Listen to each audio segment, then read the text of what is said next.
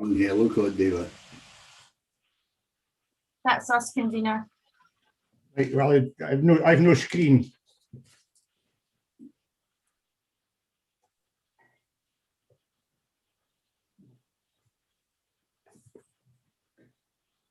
Can IT help me? Why there's no screen?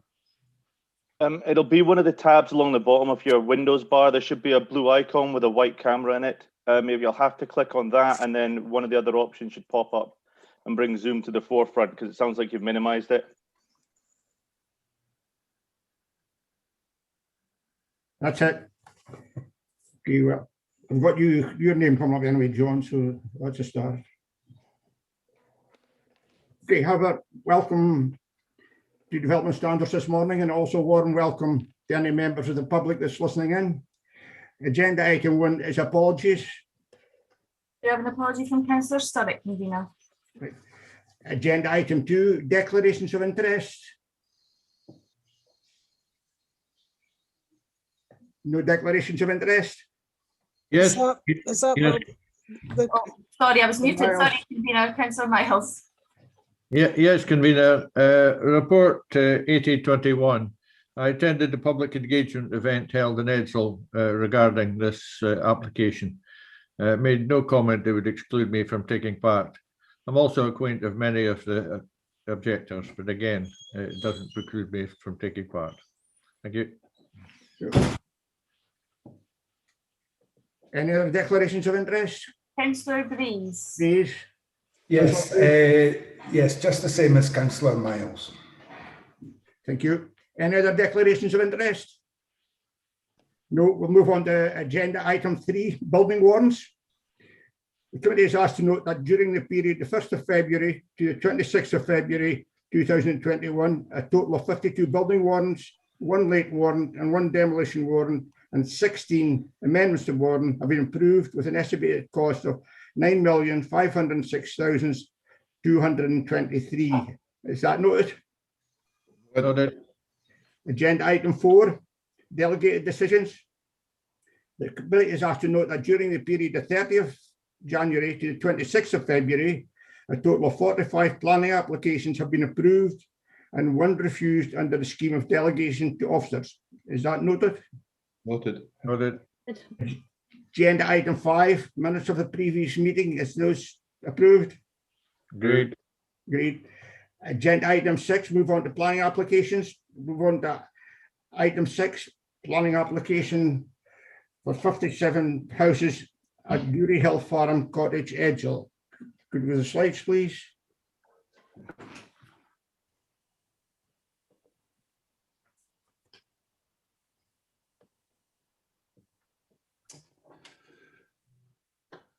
Thank you, convener. Agenda item 6 is a major planning application for the erection of 52 dwelling houses, including the formation of a vehicular access,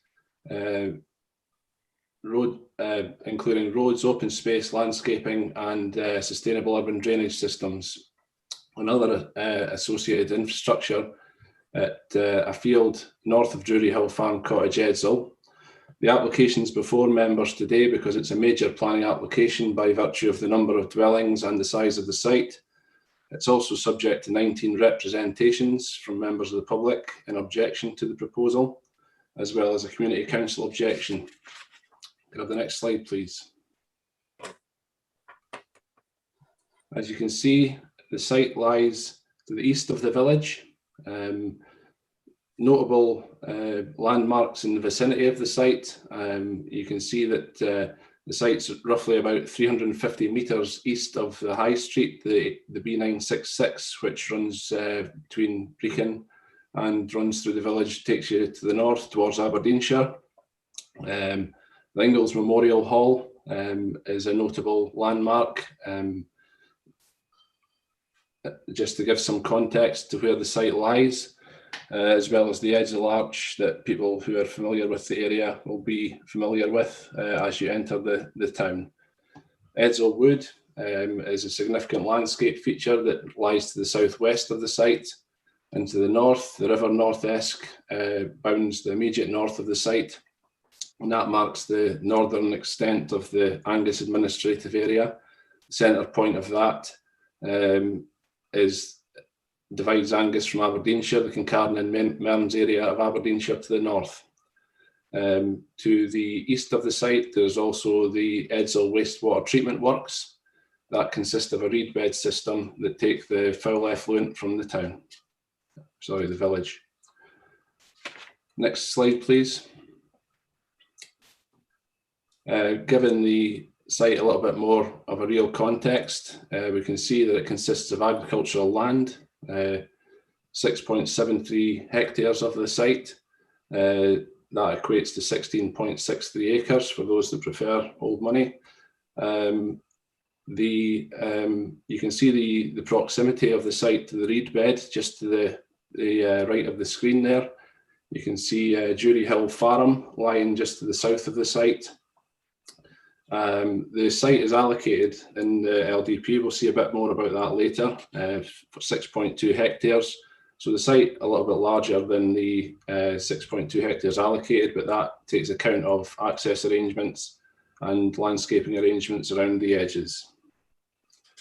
It's worth noting as well, given the site's proximity to the River North Esk, that the site is not at unacceptable risk of flooding. The development proposal has been assessed by the Roads Floods and Structures Service, and it's also been assessed by SEPA, and both confirm that there's no unacceptable flood risk on the site. Next slide, please.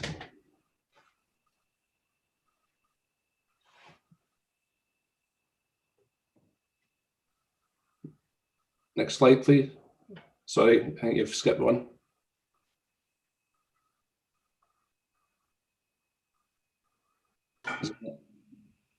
Is there another slide there?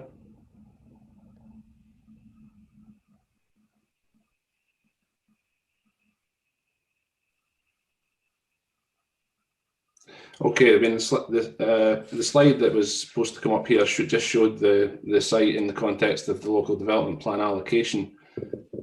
It was to note that the allocation itself made mention of access arrangements to be taken via Drury Hill Road and also Lindsay Place, including the upgrading of Lindsay Place. There was also a requirement added to the LDP allocation by a reporter in 2016 when objections to the LDP were reviewed. The Scottish Government reporter, that is, who added the stipulation that access to the site should be best determined by the means of a transport assessment. So that's worth noting as we go through the slides. And that point will be addressed later in this presentation. So next slide, please. So looking at the site from ground level, you can see it's a relatively flat site. This is the view looking roughly east from the end of Drury Hill Road. You can see on the left of the screen there that the access to the wastewater treatment plant. This photograph is actually taken roughly from the location of a play park that's located at the east end of Drury Hill Road also. You can see in the middle distance there that the River North Esk isn't visible in the shot. It sits lower than the site, so you can't see it, but that's just to denote where the river is. And then you can also see where the reed bed wastewater treatment plant lies in relation to the site itself. Next slide, please. So again, looking at the site, looking southeast towards Jury Hill Farm, you can see the site's relatively featureless. It's agricultural land. There's not much of note about it. The site has been assessed for its habitat potential for protected species, etc. And it's been determined that the site offers very little in the way of habitat potential. And that assessment concludes that the development of the site and the subsequent landscaping and such features that would be inserted into the site would enhance the habitat potential itself. Equally, there's little in the way of built heritage features around the site. although it is worth noting that the site does offer archaeological potential. Should members be minded to grant today, a condition would be attached requiring archaeological work to be carried out prior to the commencement of development. Next slide, please.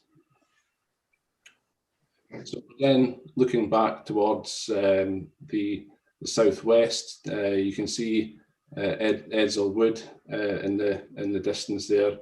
At the end of Edsall Wood is Strawn Quarry, which is operated by Gerris. It's a sand and gravel quarry, but the access to that doesn't come out via Iskandie Road, Inver-Iskandie Road. That goes out onto the B966. So no compatibility issues with that feature itself. Also worth noting that Inver-Iskandie Road itself is a core path 16, which is Edsall to west side. Next slide, please. So looking at having the first look at what's proposed for the site, you can see again the relationship of the site with the rest of Edsall. Edsall itself generally laid out in a regular grid pattern, and you can see that the developer is proposing a regular grid pattern layout within the site. You can see that the access proposal from Iskandie Road, which is down at the bottom left of the screen there, and that's a matter that we'll discuss in a little bit more detail later. The proposal offers 57 dwellings. 53 of these would be in the main body of the site, and then 4 on a vacant area of the land at the end of Drury Place, which is included within the allocation. The proposal also offers 21,000 or thereby square meters of open space. So that's the general layout. You can see in earlier photographs that there's no significantly challenging topography on the site. So not a major challenge in terms of how the layout could be achieved. Next slide, please.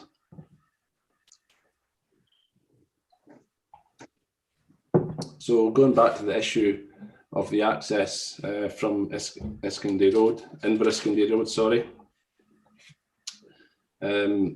This is a matter that's come up in quite a lot of the letters of objection.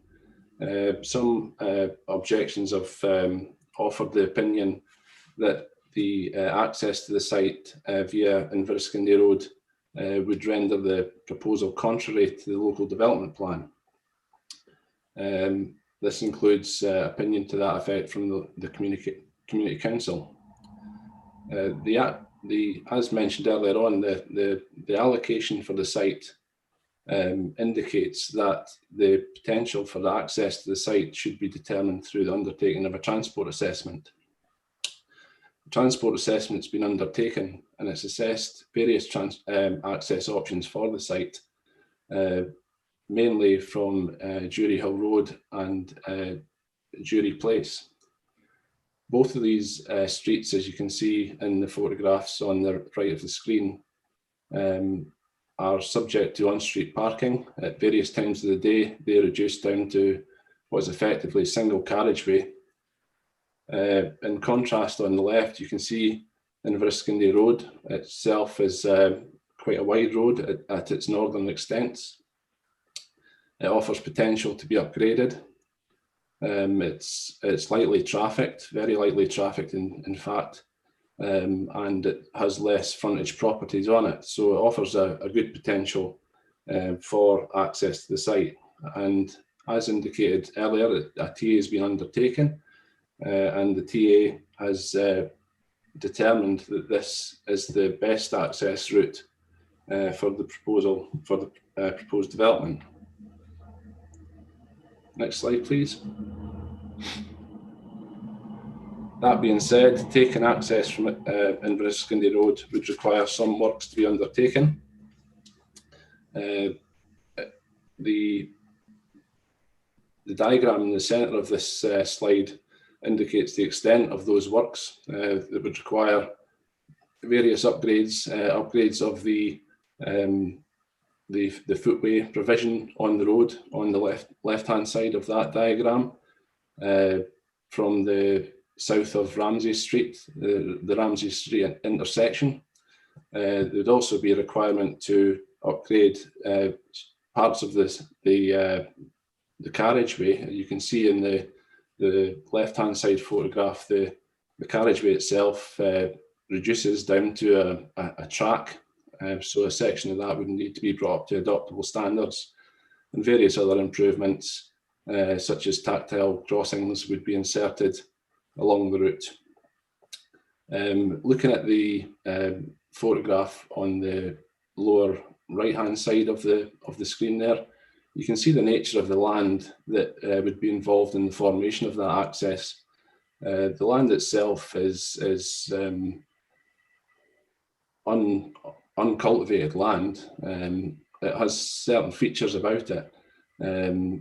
If you look at the left-hand side photo, you can see there's a redundant overhead transformer on the site, as well as various footings for buildings that once stood on the site. So the land itself is not land that's of massive importance, shall we say, in terms of the setting of the village. Going back to the issue of whether or not the taking of the access from Inverskilly Road would render the proposal contrary to the development plan. The view has been expressed in the report that that is not the case. Policy DS1 allows the undertaking of development out with but adjacent to development boundaries where there's a public interest in that development taking place. In this case, it's considered that the formation of an access that would enable the delivery of the development plan strategy for Edzell is in the public interest. The development would deliver housing to meet local need and demand, as well as affordable housing. On that basis, it's considered that there's no conflict with development plan policy. The formation of the access at this location would not compromise the setting of the village. So on that basis, it's now possible to move on to consider the development itself. Next slide, please.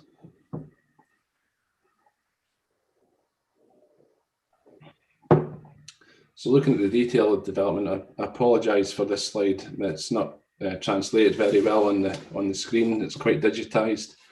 But you can see there's a range of housing and house types proposed. These consist of 1, 2, 3 and 4 bedroom properties, some on 2 stories, majority on single story. There'd be terraced, semi-detached, detached properties, cottage style frontages on most of them, and where they're not cottage style, a rural appearance, which offers a variety of house types and tenures, which is considered to foster the formation of a mixed community. Next slide, please. Just to slightly improve on the quality of the last photographs, these are some rendered images that developers provided of the house types. So it gives some impression of the proposed palette of materials and how the cottage style of these properties would fit in with the general rural character of the village. Features such as steeply pitched roofs, gable end properties, exposed rafters, vertically proportioned windows, all lend themselves to that more rural characteristic. Next slide, please. Just zooming in a little bit on the layout, because the layout drawings don't, again, translate very well on this format. We can see a bit more about the detail of the layout proposed. As mentioned earlier on, the site would be laid out on a regular grid pattern, and we can see that properties would be back to back, would overlook open spaces.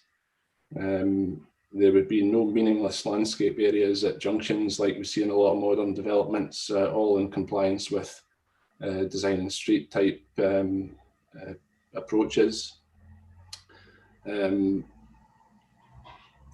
All the boundaries would be defined in some way. So where there's important corners, they would be defined by walls. The frontage of the properties would be defined by hedges, in accordance with the general feel of this part of the village. You can see that parking is achieved by putting cars up the side of the properties with garages to the rear of the properties, which offers helpful screening, as well as reducing car dominance in the layout.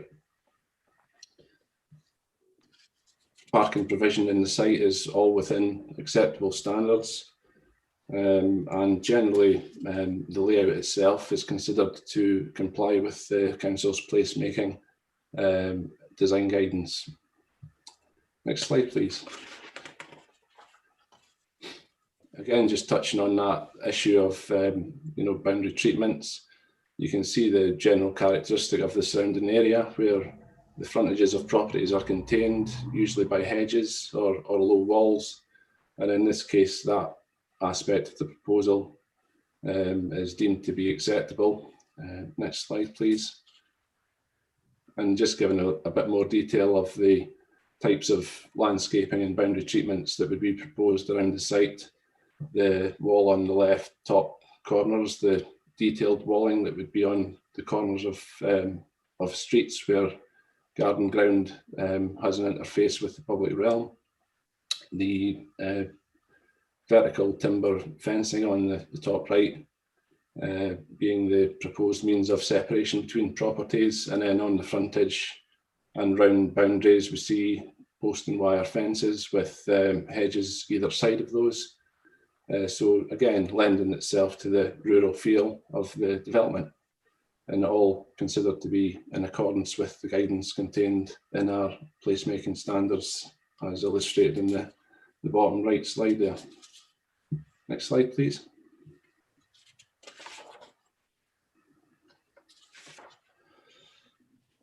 The development will give rise to some amenity impacts. Most notably, we can see how the development will interact with existing properties on Judy Place. 4 properties would be inserted into the end of that street where it's currently a cul-de-sac. However, we can see the nature of the existing boundary treatments of the rear of those properties on the top left photograph there, and the bottom left photograph. In fact, we can see in the bottom right photograph the outlook that the properties in question would have towards the street, and with the use of on-street parking, with the use of boundary treatments to the rear of the properties and side of the properties, and the separation distances from the proposed access, it's considered that the development would not amount to an unacceptable amenity impact on properties in Jury Place. Next slide, please. The matter of connectivity of the site has been raised in objection. As indicated earlier on, there was some indication that access to the site should be taken from Jury Hill Road. That isn't the case. However, connectivity would be facilitated to the rest of the village by means of separate walking and cycling provision at the locations indicated with the 3 arrows there. It's considered that this would offer opportunity for non-vehicular transport. There's a lot of talk at the moment about 15-minute and 20-minute neighbourhoods. The walking distance to local schools estimated to be 13 minutes, 1 kilometre away. 350 metres from the high street as indicated before, and 400 metres from the nearest shop. So opportunity there to link into walking routes to the rest of the village, including court paths, to the north towards Ganachie, and as it mentioned earlier, Core Path 16 to west side. Next slide, please. So just looking at the sort of finalised layout of the proposal, we can see that the layout as it would be finalised with its landscaping in place as proposed. You can see at the top right of the layout the significant landscaping strip that would be inserted, partly to offer some screening and some buffering from the wastewater treatment plant. You can see that the north of the site and the west of the site, northwest of the site, would also be screened by new planting. Again, offering buffering from the North Esk. You can just make out on the proposal there's a light blue line, and that indicates the extent of the 100-metre standoff distance that's been specified by Scottish Water as a standoff distance from the Reedbed sewage treatment plant in the adjacent site. And that would ensure that the compatibility of the site as a housing site with the adjacent land use could be achieved to a satisfactory level. Next slide, please.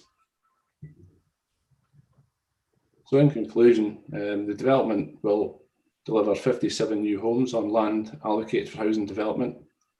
That will include 14 affordable homes. The development will not unacceptably impact on amenity infrastructure or the built and natural environment.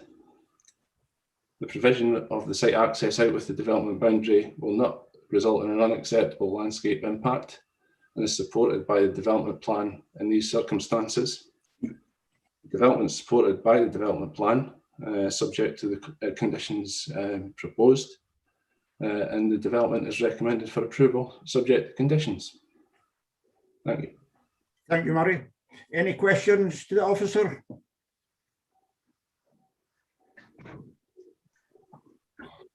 Councillor Miles, I see your hand up. Yes, convener. I have a number of questions. I'll deal with them one at a time if you like, and they're all different. The first one is regarding access. I believe the transport assessment was done, but I'm not quite sure what all it took account of. We heard about the problems in Inverskindley Road and the narrowness of the access and the mitigation factors to widen that. Is that all possible with the properties? Is it all in the public, let's say, ownership, or is it a problem with some of the ownership of that road being under private ownership? No, councillor. The land required to undertake the improvements is within the control of the council. I believe a road construction consent has already been issued for the necessary improvements should they be required to go ahead. Okay. The other point is that the access from Inverskindley Road to the High Street is a very bad entrance and very blind access. There was suggestions to make a new access through the Edsall Wood, and that would have solved a lot of the problems. Has that been considered? It's under the ownership of the landowner. It's not probably under the ownership of the applicant, but that is a possibility. Has that been considered? The access through Edsall Wood is not under consideration. The transport assessment didn't consider that potential for an access.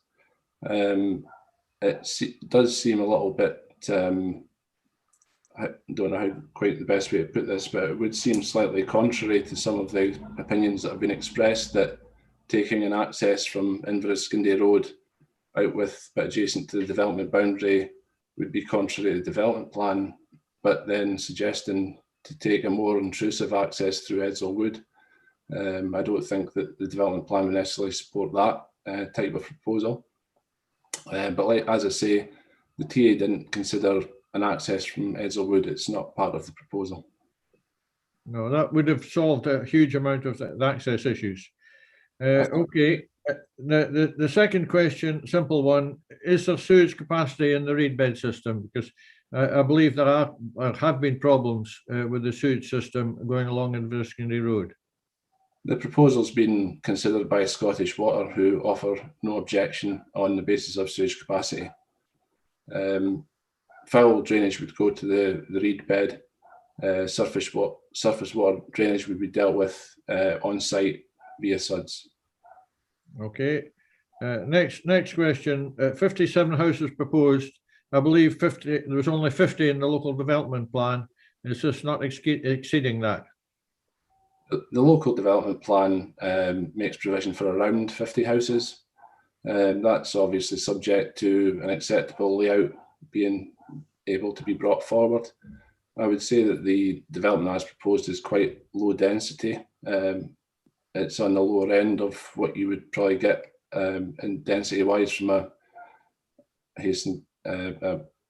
hesitate to use the phrase volume house builder. It's a local house builder, but the layout lends itself quite readily to the 57 house layout, and there's no impediment to that being supported under the development plan provisions. Okay, and finally at this stage, there was extra 4 houses at the end of Dury Place. Now, Dury Place is very congested. The photograph you showed didn't show anything like the amount of cars that are normally there. They're normally 3 deep there. Now, the access to these 4 houses looks as if it's coming off Dury Place. I think the extra congestion there is far over and above what would be acceptable. Is there possibility of access from the new access road to these extra houses? I would say it's probably possible. I would say it's not what's proposed, Councillor. The 4 houses from Dury Place, were assessed as part of the TA. It was identified that there was sufficient capacity on the road to cope with the traffic from an additional 4 one-bedroom properties that are developed at roughly the same density as the rest of the street.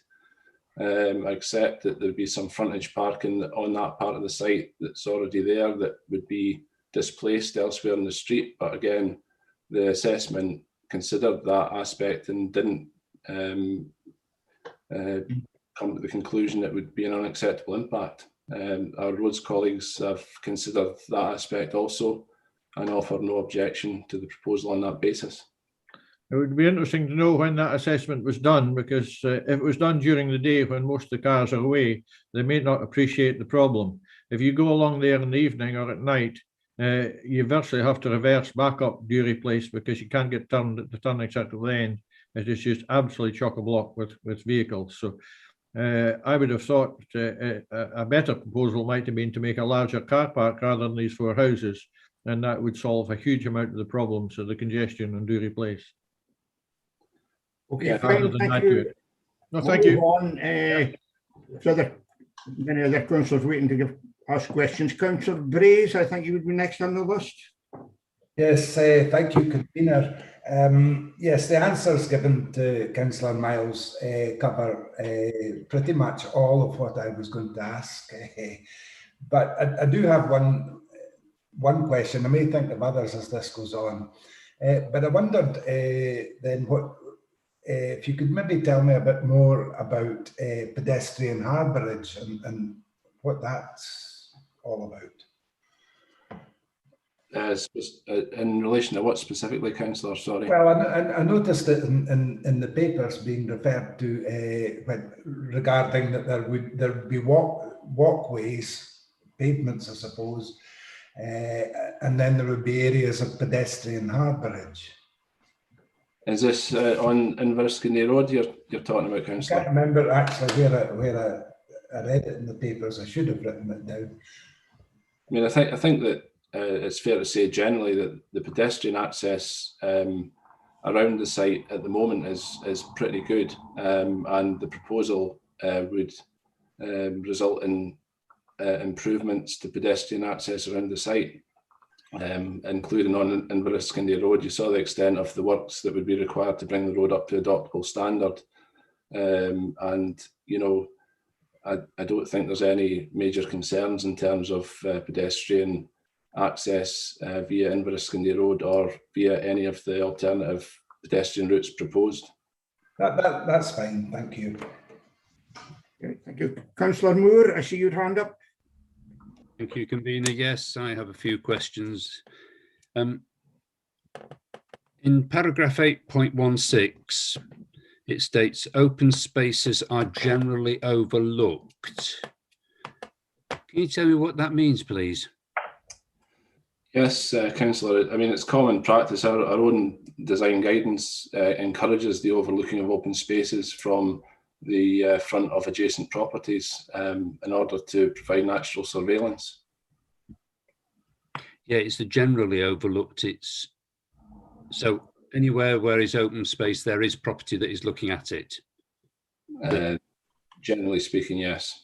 There's nowhere that would be possible for, say, youths to congregate and cause a nuisance without being seen.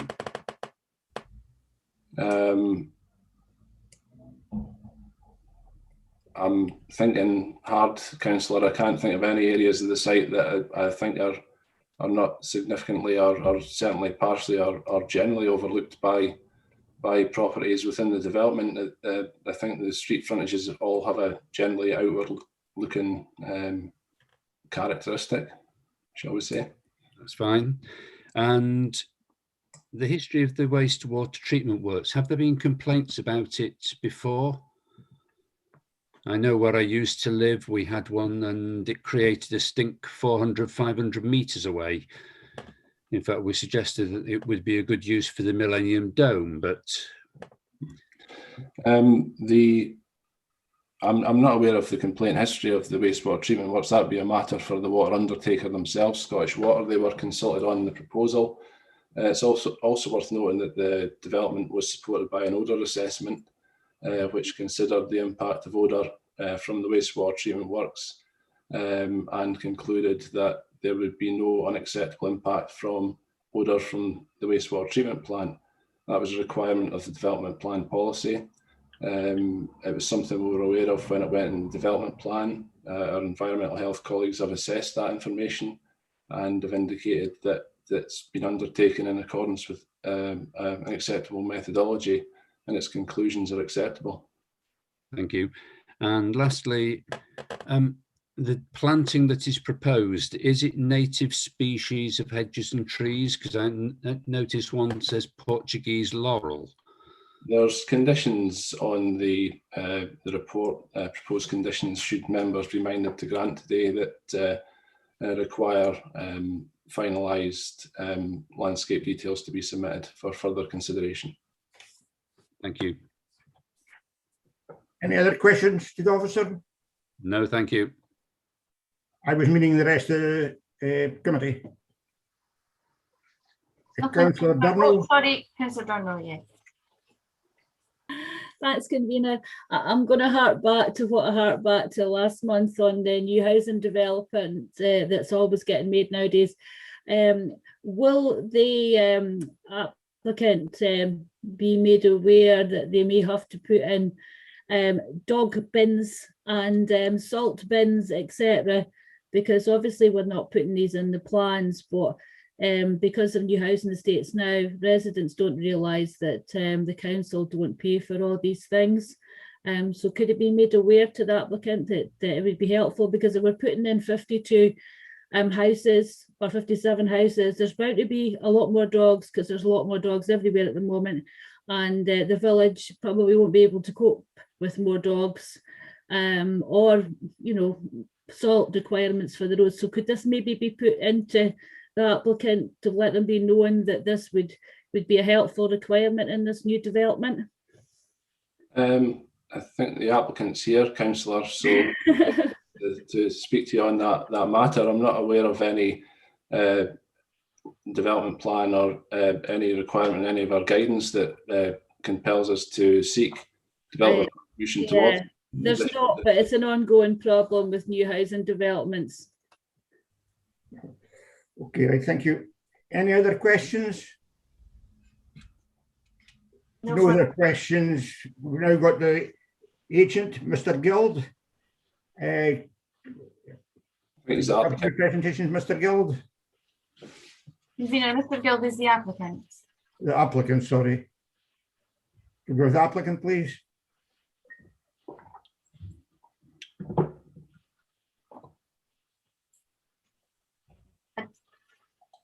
I did see Mr. Guild, but his sound doesn't appear to be working.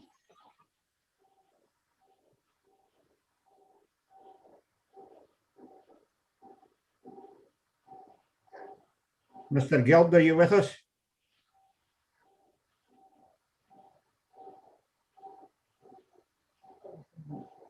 Convener, Mr. Guild's sound doesn't appear to be working. I wonder if it might be helpful for him to, and perhaps maybe John can help me with this. He might need to leave the meeting and rejoin with audio. Yes, well, John, can you help with us? Yeah, I mean, it looks like he's connected to the audio going by the settings on Zoom, but he might very well need to just leave and come back in again. It might not have picked his microphone up properly. Okay, if we could ask Mr. Guild just to leave and then rejoin. Thank you.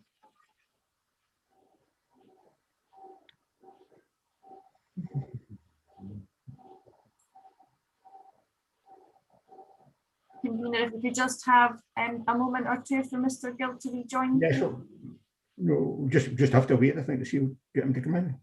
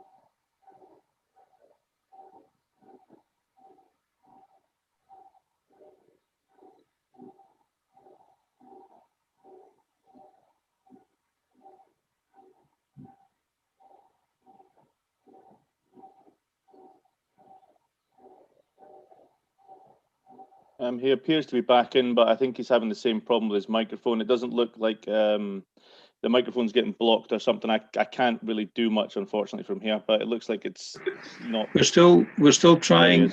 Oh no, actually working now. Is that this working? Yes, I think we hear you now, Mr. Guild. Good. Very sorry about that. If I can begin. Ladies and gentlemen, elected members, good morning, and thank you for providing the opportunity to speak today. My name is Mark Guild. I'm the Managing Director of Guild Homes. We're a local company, started trading in '97 and now in our 24th year of trading in Angus. We only build in Angus and have built over 750 houses in Angus since we began trading. The success of our business has been and continues to be dependent on the achievement of planning consent on our land. The success of this proposal is significant for the company, the provision of work for employees, but is also significant for the provision of choice and affordability of housing to the people of Edzell. This development site at Edzell is already allocated for housing in the current Angus Local Development Plan for around 50 houses that are arguably long overdue, scheduled in the local plan for delivery in the period 2016 to 21. The fact Edzell is in the North Angus housing market area, that's Brechin, Montrose, Edzell and the surrounds, which delivered the lowest number of completions ever recorded in this area, only 7 houses, in the period 2019 to 2020, according to the Angus Council 2020 Housing Land Audit, only highlights further the pressing need to deliver this housing. We have worked for 4 years preparing this application with Angus Council, the Planning Service, the Housing Service, the Roads Department, as well as Scottish Water and SEPA to create the proposal before you today. We've carried 2 separate odour assessments over 2 separate years to ensure there's no risk from the sewage works. There are no objections to our proposal from any of the statutory consultees. We have also consulted with the community in Edzell as an essential part of the planning process.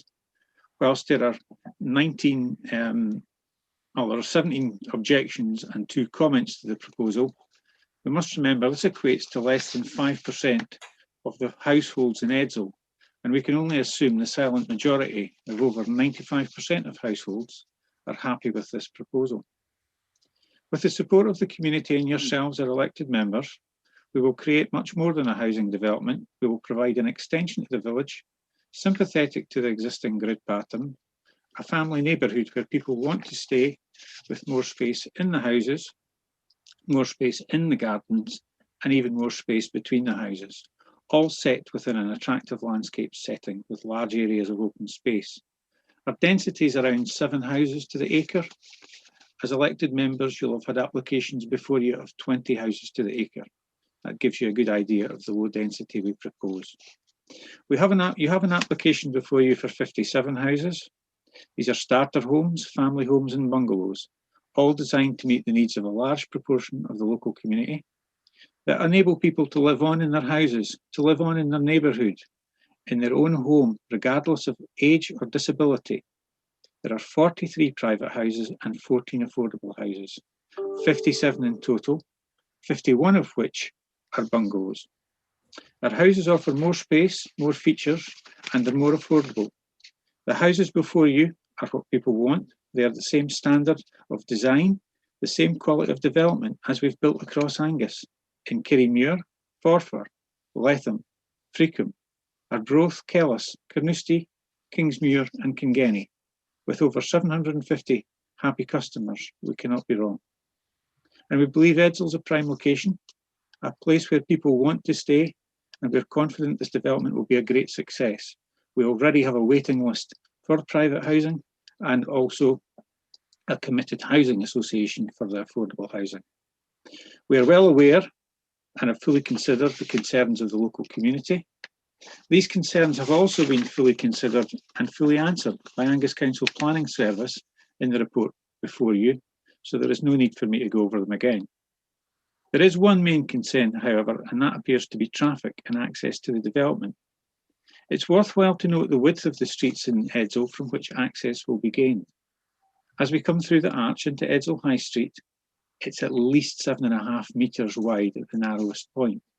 As we turn down into Ramsay Street, again 7.5 metres width.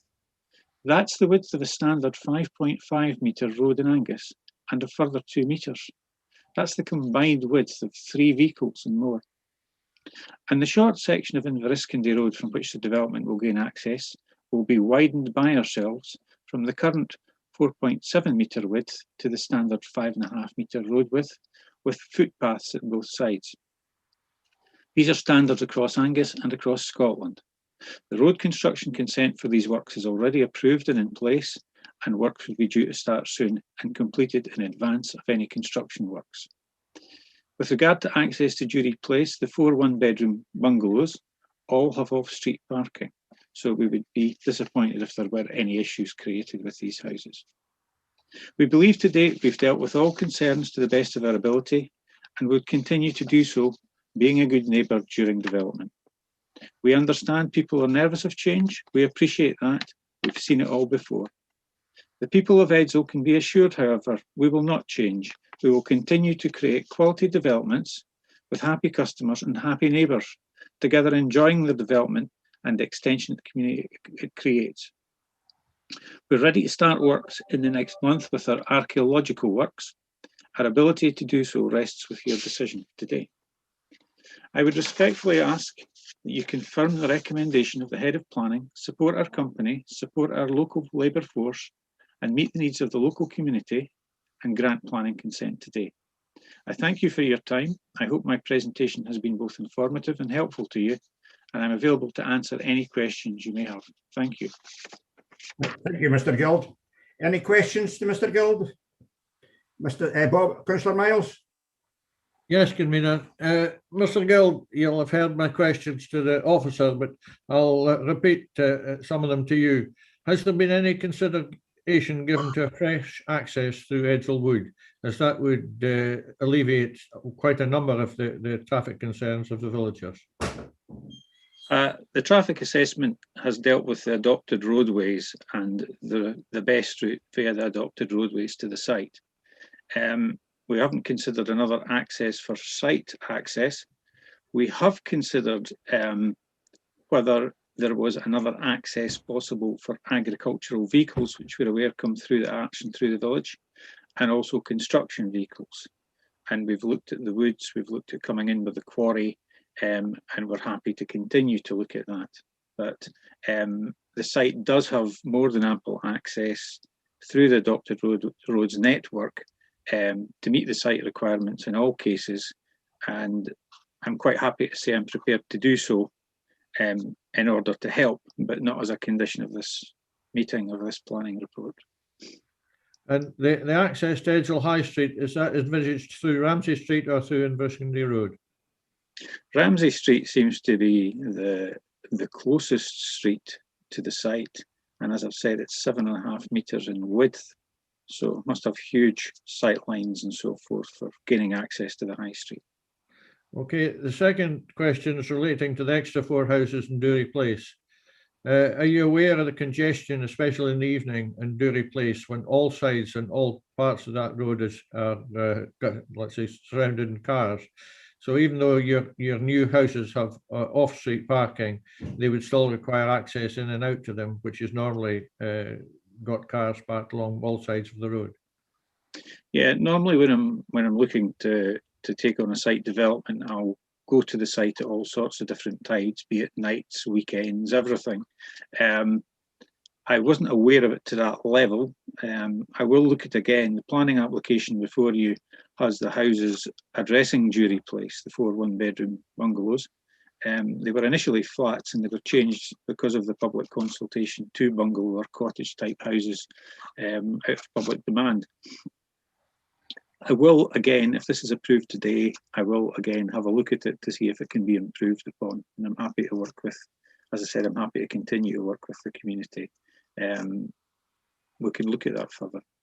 Yeah, a possible solution might be access from your new access road rather than from Dury Place. Final question, you said there was no objections from the community. There was an objection from the Community Council which highlighted many issues. Were you aware of that? Yes, I regarded that along with the community. I was speaking about the statutory consultees with the Community Council, so I apologise if I've got that wrong. Thank you. Councillor Moore, I see you've got your hand up. Yes, thank you, Convener. Mr. Guild, these properties you're proposing, are any of them designed so that somebody who is in the wheelchair could live in any of them? Yes, we've got a long record really through the building standards of building houses that are wheelchair compliant. They can be improved further, again on specific needs. And I know Angus Council build very few bungalows themselves for some reason through their housing department and seem to rely on ourselves to build the majority of bungalows in Angus for dealing with people with a disability. So yes, we do that and we're very proud to do that. And we're very proud to be the builder that does the most of that by a huge amount. So yes, we do. Thank you very much. Any other questions? Councillor Breeze. Councillor Breeze. Councillor Breeze. Yes, thanks, Convener, and thanks, Mr. Guild, for a very good presentation there.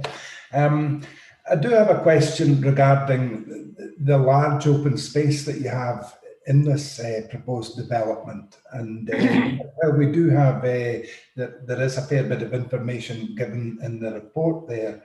I wondered what cognizance you might take of the specific wildlife interests in this and the general maintenance of this as well.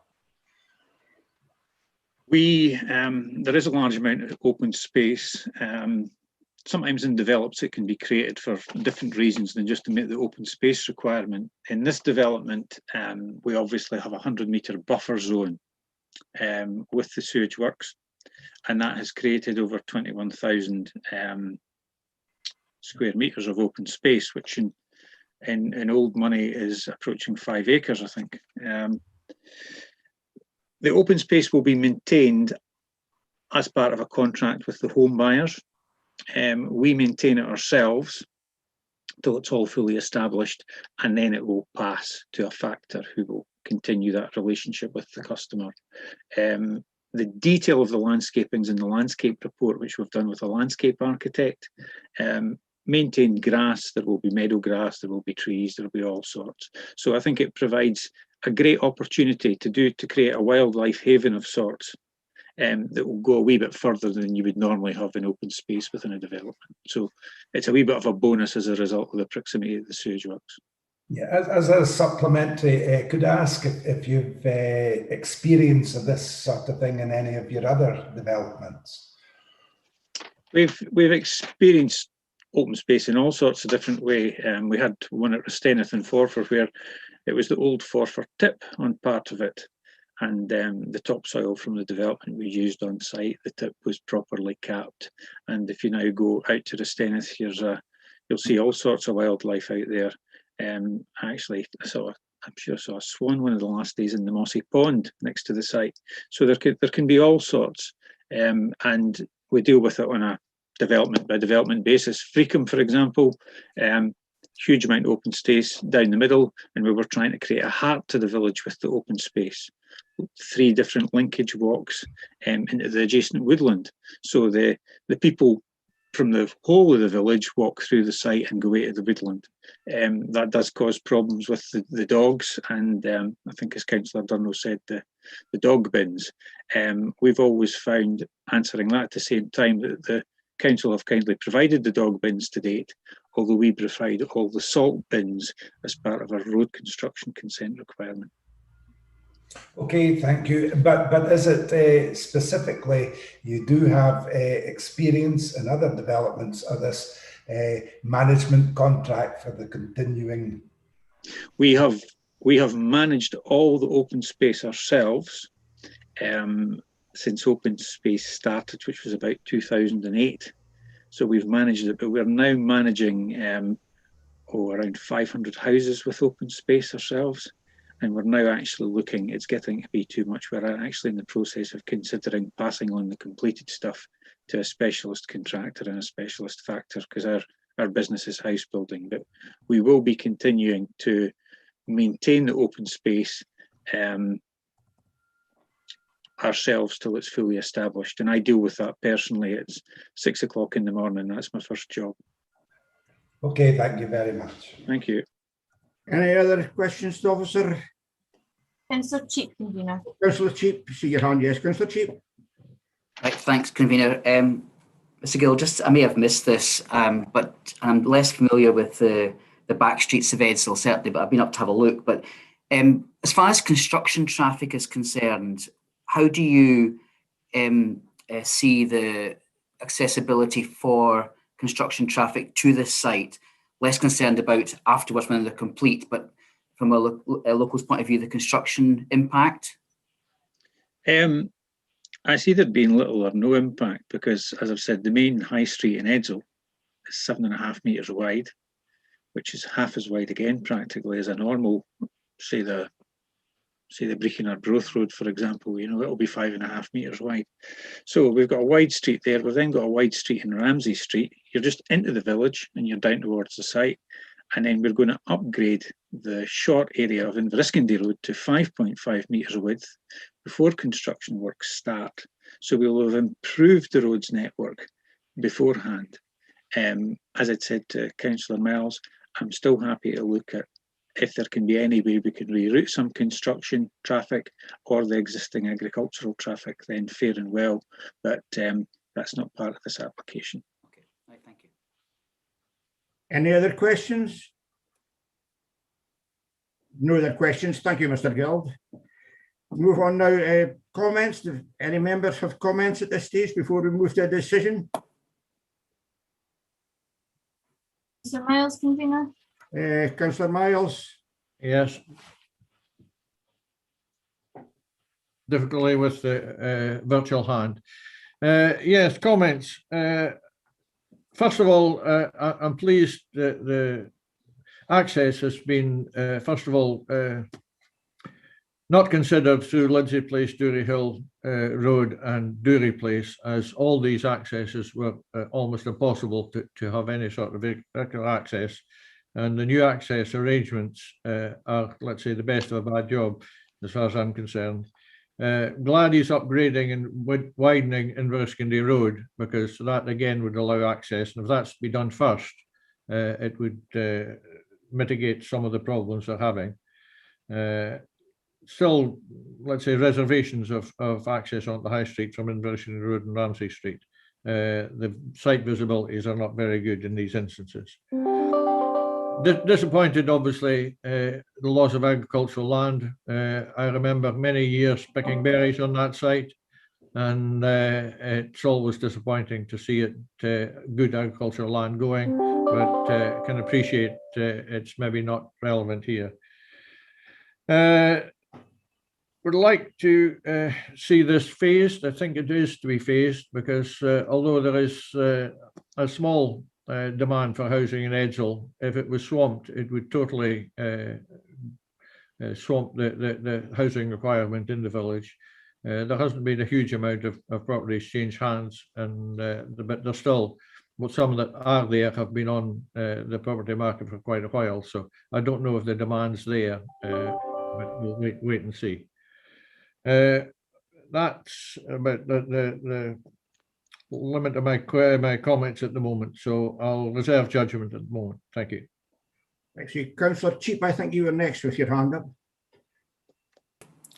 Thanks, Convener. Mine's quite brief and to the point on these things. As far as I'm concerned, it's in the local development plan.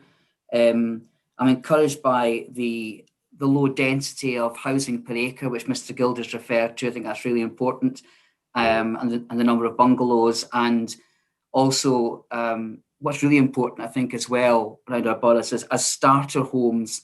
They will allow local young people to remain in the community rather than having to move elsewhere. Gives that opportunity. So I think for all these factors, it has my approval. Thank you. Councillor Braze, I think you were next with your hand up. Yes, thanks, Convener. My comment would be quality. I think here we have a quality report from officers on a quality development proposal, and we also have really high quality in the objections that have been raised to this. And I would particularly comment about the work of Patrick Ford in presenting the objection from Inverness Community Council. He's put a lot of work into that, and certainly covers the points that are being raised and talked about in the community. So well done for that. And it leaves me basically with the consideration of the access and the 4 bungalows at Dury Hill Place, and the congestion that might arise there, and I'm sure will actually, but I think that can be mitigated. So that would be my comment at the moment. Thanks. Councillor Nicholl. Thank you, Convener. I'm aware of the objections, but the development is on allocated land. The plans are comprehensive, and I can see no reason not to support this planning application. Thank you. Yeah. Councillor Moore. Thank you, Convener. Yes, I regret the loss of agricultural land. I'm just wondering what we do when we've built on all of it. But this application I see is a well-presented application. It's a well thought out development. It's considering the future occupants. It's not trying to shoehorn in as many properties as possible on the site, which is a very welcome change.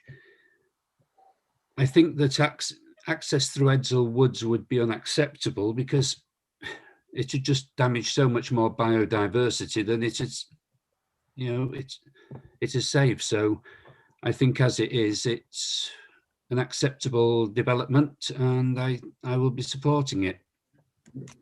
Councillor Durno, I think you were next with your hand up. Yeah, thanks, convener. These houses are similar to the ones in Freecombe, and they've been smashing houses. I mean, they've got lovely, nice big gardens and nice big garages and plenty of room. And I think they're well suited for a place like Edsall, which is a high quality village, which is very community based. And I think it'll be very good for the businesses in Edsall as well to have some more residents for the hotels that have suffered, so much with COVID. And I just think it'll be a welcome development for the village. Thank you. Any other comments? No other comments. I'll be moving this report. I've heard all the comments, and as you see, it's well tied up with conditions on pages from 15 to 18. So I would be moving this application for approval with the conditions that are attached. Is that agreed? Agreed. Convener. Councillor Miles with his hand up. Convener? Yes, Councillor Miles. Yeah, I have reservations regarding the congestion and access, especially with the four houses in Dury Place. So I'd be happier if I'd seen some sort of mitigating factors for these first before I would like to approve it. I'm not moving against it at this stage because I do see and appreciate the quality of the development. But I do have these reservations, so I'd like these reservations noted, please. Thank you. Thank you, Councillor Miles. Well, I think Mr. Guild has taken note of that as well, so that probably that can be discussed. But as I said, I'm moving this application for approval with the conditions attached, which I think is agreed. Is that correct? Agreed. Okay, therefore, planning application number 20, Blake 00422 Fool is hereby approved. Move on to items 7 and 8 on our agenda, which is for the caravan sites at Seaton Estate and Arbroath. We'll be taking the presentation of both of them and then determining them separately, dealing with them separately. But go over the slides, please.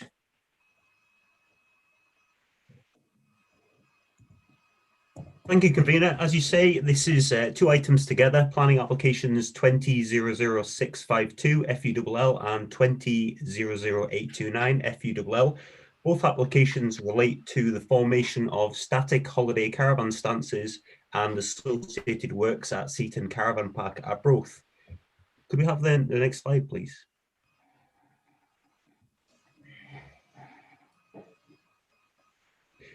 Okay, so the application site is located within the established Seaton Estate Caravan Park. That site is around about 2 kilometres northeast of Arbroath Town Centre. Access to the site is taken from the track to Mains of Seaton Farm, which comes off Seaton Road, and the access point is illustrated by the purple dot, which is on the right-hand side of the blue line you might see just above Mains of Seaton there. So the application, or both applications are shown roughly on this slide. The first application relates to the area with the red line identified by the yellow arrow. That is a 0.9 hectare area, which would accommodate 36 caravan pitches. And the second site is adjacent to that, to its northeast side, as illustrated by the green arrow. That is a similar size site, and that would accommodate 34 caravan pitches. Can we see the next slide, please?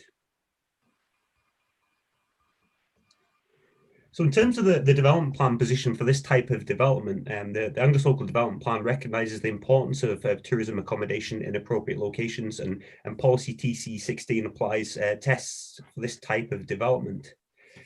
There is a fairly significant background material consideration when we look at this site. In 2017, planning permission is granted for the area of the site for 89 caravans.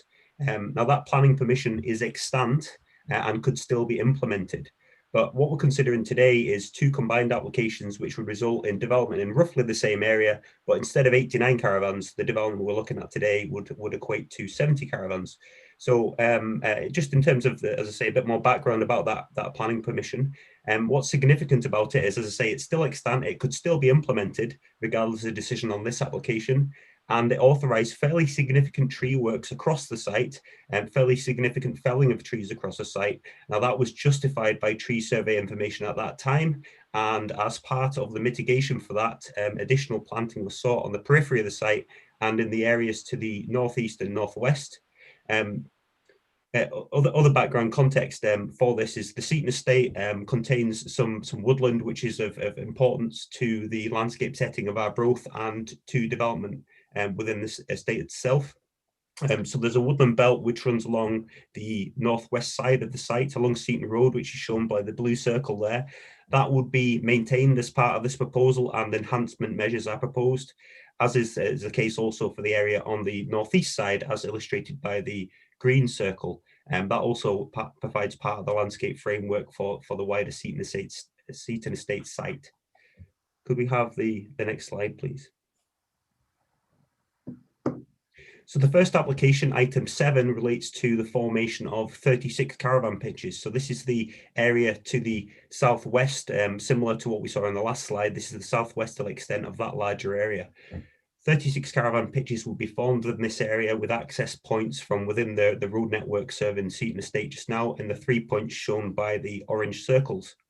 Seaton Road is in the approximate position of the blue circle, and there would be a woodland buffer maintained and enhanced adjacent to that site, which would measure between 30 and 40 metres in depth. So just on the west side of the red line application site. Can we have the next slide, please? So this is the second application. I think this is item 8.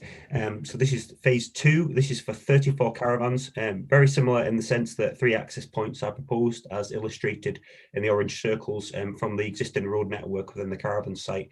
And again, this area benefits from landscape backclothing on its northwest side and northeast side. And there's a requirement within the planning permission for further enhancement and ongoing maintenance of that area. Could we have the next slide, please? So the application is before members today because it's attracted 12 objections. There are also numerous letters of support, but the main issues identified in the objection relate to impacts on woodland and relate to impacts on infrastructure within the site. And I'll just touch upon those matters at this stage. So as I say, the 2017 Planning Permission allowed for fairly extensive felling of trees within the site, and that was justified by tree survey information. And as part of that planning permission, additional tree planting is sought. Now, the applicant wishes to make amendments to the approved layout and change the configuration of caravans. But similarly, this development, some of which has taken place already in the southwest corner of the site, would result in, and has already resulted in, fairly significant tree felling within the site. But as I say, that was justified as part of the earlier planning permission by and large, and planning conditions were attached to that planning permission requiring replanting. So we have an updated woodland management plan as part of this application that would require some further tree removal in the areas to the northwest and northeast of the site because the trees are in poor condition, but planning conditions are attached which would require significant new tree planting along that northwest side to protect the landscape setting of the caravan site and maintain the biodiversity value that area provides. Also, requirements of that are tree protection measures. So there's a requirement for protective fencing to be erected before any other works commence on site, just to keep vehicles out of that area. Also, there has been some bunded earth formed within the site, but close to tree roots, and there's a requirement for that bunded earth to be removed as soon as possible, so further damage to trees does not take place, other than that which is accepted and justified through tree survey information. Could we have the next slide, please? Thank you. So the second main issue in representations relates to impacts on drainage, and it's understood there have been some issues within the existing caravan site relating to block drains. That is a matter which is regulated by the caravan site licence, and it's understood colleagues in environmental health have worked with the applicant to overcome those issues. But in terms of what we have before us today, the applicant has prepared a drainage impact assessment which indicates that the drainage system proposed would be suitable to deal with foul drainage from the development. Foul drainage, the arrangement would tie into the existing system which pumps foul drainage through the site down to the south corner. You can maybe see the bottom of the red line just at the bottom of the slide there, where it ties into Scottish Water infrastructure. So it connects into the public sewer on Seaton Road to the south of the site. But just in terms of advice from consultees on that matter, because it is a concern that's been raised in representations, the foul system that's been designed for the new caravans is subject to an approved building warrant. So the Building Standards Authority are satisfied that the foul system would be designed in a way which would be suitable. Scottish Water has been consulted on the application and has indicated that capacity exists in the wastewater treatment works to serve the proposed development. And the road service has looked at this in terms of its remit in terms of flooding. It's satisfied that, subject to confirmation from Scottish Water that a connection can be made, and subject to the formation of appropriate sustainable drainage systems, they are satisfied that there will be no unacceptable issues in terms of flooding and drainage. So we've involved, building standards have been involved in this, Scottish Water has been consulted, and Roads Flooding has been consulted. All parties have looked at the drainage situation and are satisfied a solution exists to serve the proposed development tying into the existing system. Can we have the next slide, please? So I've just got a few photographs just to give you a flavour of the site just now in its current condition. This is taken from the southeast corner looking north. The caravans on the left-hand side are within the application site. They've already been formed, and that part of the application is retrospective in nature. Behind the caravans, you'll see on the left-hand side of the photograph the tree belt. That's the tree belt that runs along Seaton Road, and that's the area we're expecting to be protected by protective fencing and be subject to additional new tree planting. Just to the right-hand side of the photograph, beyond the trees in the foreground, is the background trees which are along the track accessing the site. That has a similarly important area of mature woodland. Again, there is some additional tree works required in that area. We expect that area to be fenced off. Any soil that's been put within that area will require to be removed so that further damage to trees does not take place. And we will expect additional tree planting to be carried out just to maintain the contribution this area provides in the longer term. Could we have the next slide, please? This photograph's taken from a similar location, but beyond the areas of caravan that have been formed. So it's looking across the remaining area of phase 1 into phase 2. But it gives you an idea again of the existing tree belt which surrounds the site. The caravans will be formed in the foreground, very much in the manner found elsewhere within the Seaton estate, and the woodland would need to be fenced off and protected and augmented by additional planting. Could we have the next slide, please? This is taken flipped around looking the other way, so we're close to the northern part of the site now. Seaton Road's now on the right-hand side. That's the remaining tree belt area on the right-hand side, and the caravans will be formed in the foreground, very much in a similar vein to seen elsewhere within the Seaton Estate Caravan Park. Could we have the next slide, please? So bringing matters together, item 7 is before members because it's subject to 12 objections. There are also 44 letters of support and 3 comments which are neither in support nor objection.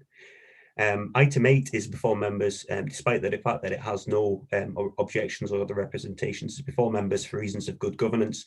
The applications present similar issues, and it's considered appropriate to put both applications before members together.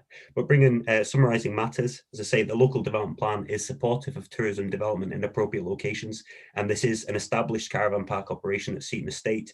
It has planning permission already for caravans in this area, and what we're looking at would result in a net reduction in the number of caravans that will be sited in that area. The drainage solution is acceptable. Consultees have looked at the information provided and are satisfied that drainage matters could be resolved. Planning conditions are attached to ensure that Scottish Water confirms capacity exists or a connection is available prior to any other works commencing. Impacts on trees are an important consideration. This is an important area of woodland adjacent to the site. Members may note in the report that we propose to serve a tree preservation order which applies to the wider site, and planning conditions are attached which would require tree planting in the areas of retained woodland which goes along the periphery of the site along Seaton Road and in the track accessing the site to the northeast. But the operation of the existing caravan site and issues associated with that are largely governed by the caravan site licence. But those parties involved with the caravan site licensing process have been consulted on this application and have no objections to it. The proposal is considered to comply with development plan policy, and on that basis is recommended for approval. Oh, sorry, both applications. There's 2 applications before members. Right, thank you, Mr. Taylor. Any questions to Mr. Taylor?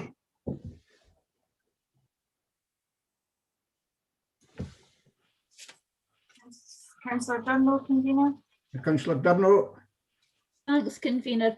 There was a problem with the site a few years back about the road widths in between the caravans wasn't, the right size. Has this been, looked at for this new proposal? So that's a matter which is regulated by the caravan site license, but there has recently been some works in the areas adjacent to the site where roads have been widened.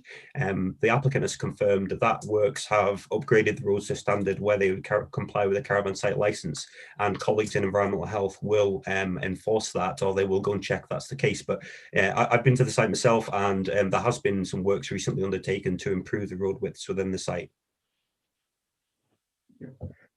Thank you. Councillor Moore, see your hand up. Thank you, convener. Trees again.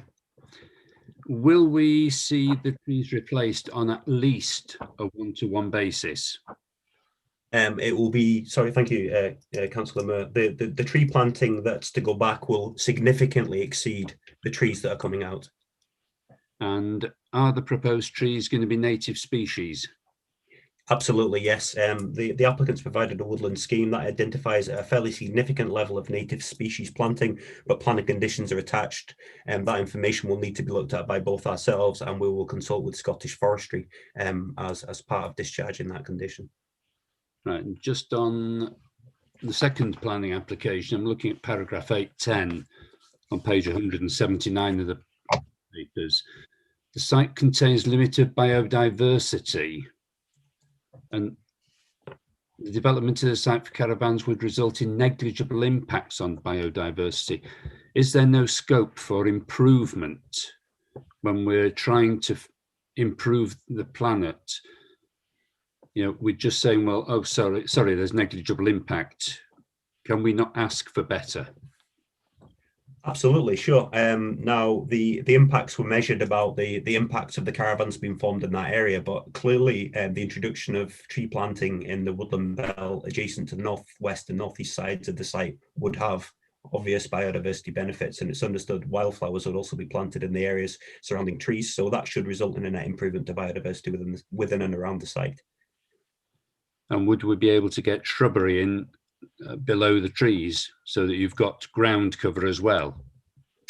Yeah, so the woodland scheme shows a new woodland edge planting, so it wouldn't just be trees, there would be shrubberies, shrubs planted and hedge planting to separate the areas where caravans are and the woodland zone, if you like, on the northwest and northeast sides of the site. Thank you very much. Any other questions? No other questions of officers. We'll move back to agenda item 7. We do have a speaker on this one, so could we have Fiona Durward and Evelyn Ingram as speakers? Mrs. Durward, your microphone's still on mute.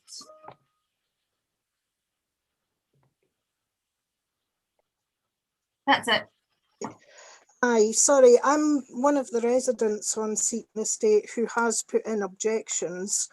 I've lived here for 11 years now, and all we've seen is the devastation that's gone on to the woods. They're not anything like the size that they used to be. Caravans have been getting put in on site without some notification to the residents at the top of Seaview Avenue. We know that the planning permission given in 1976, it seems to allow Mr. Welsh to put on as many homes as he feels necessary up to the limits specified on the licence. But some of these are not put at the safety regulations and have not been, nothing's been done about that. There's a great loss of the green areas on the park, with proposed developments for another 100 homes to go on site further down the park. Down at the bottom end, the pumping station has failed on a regular basis. A lot of the time seems to be when there's heavy rain, which I don't understand if it's a closed system. And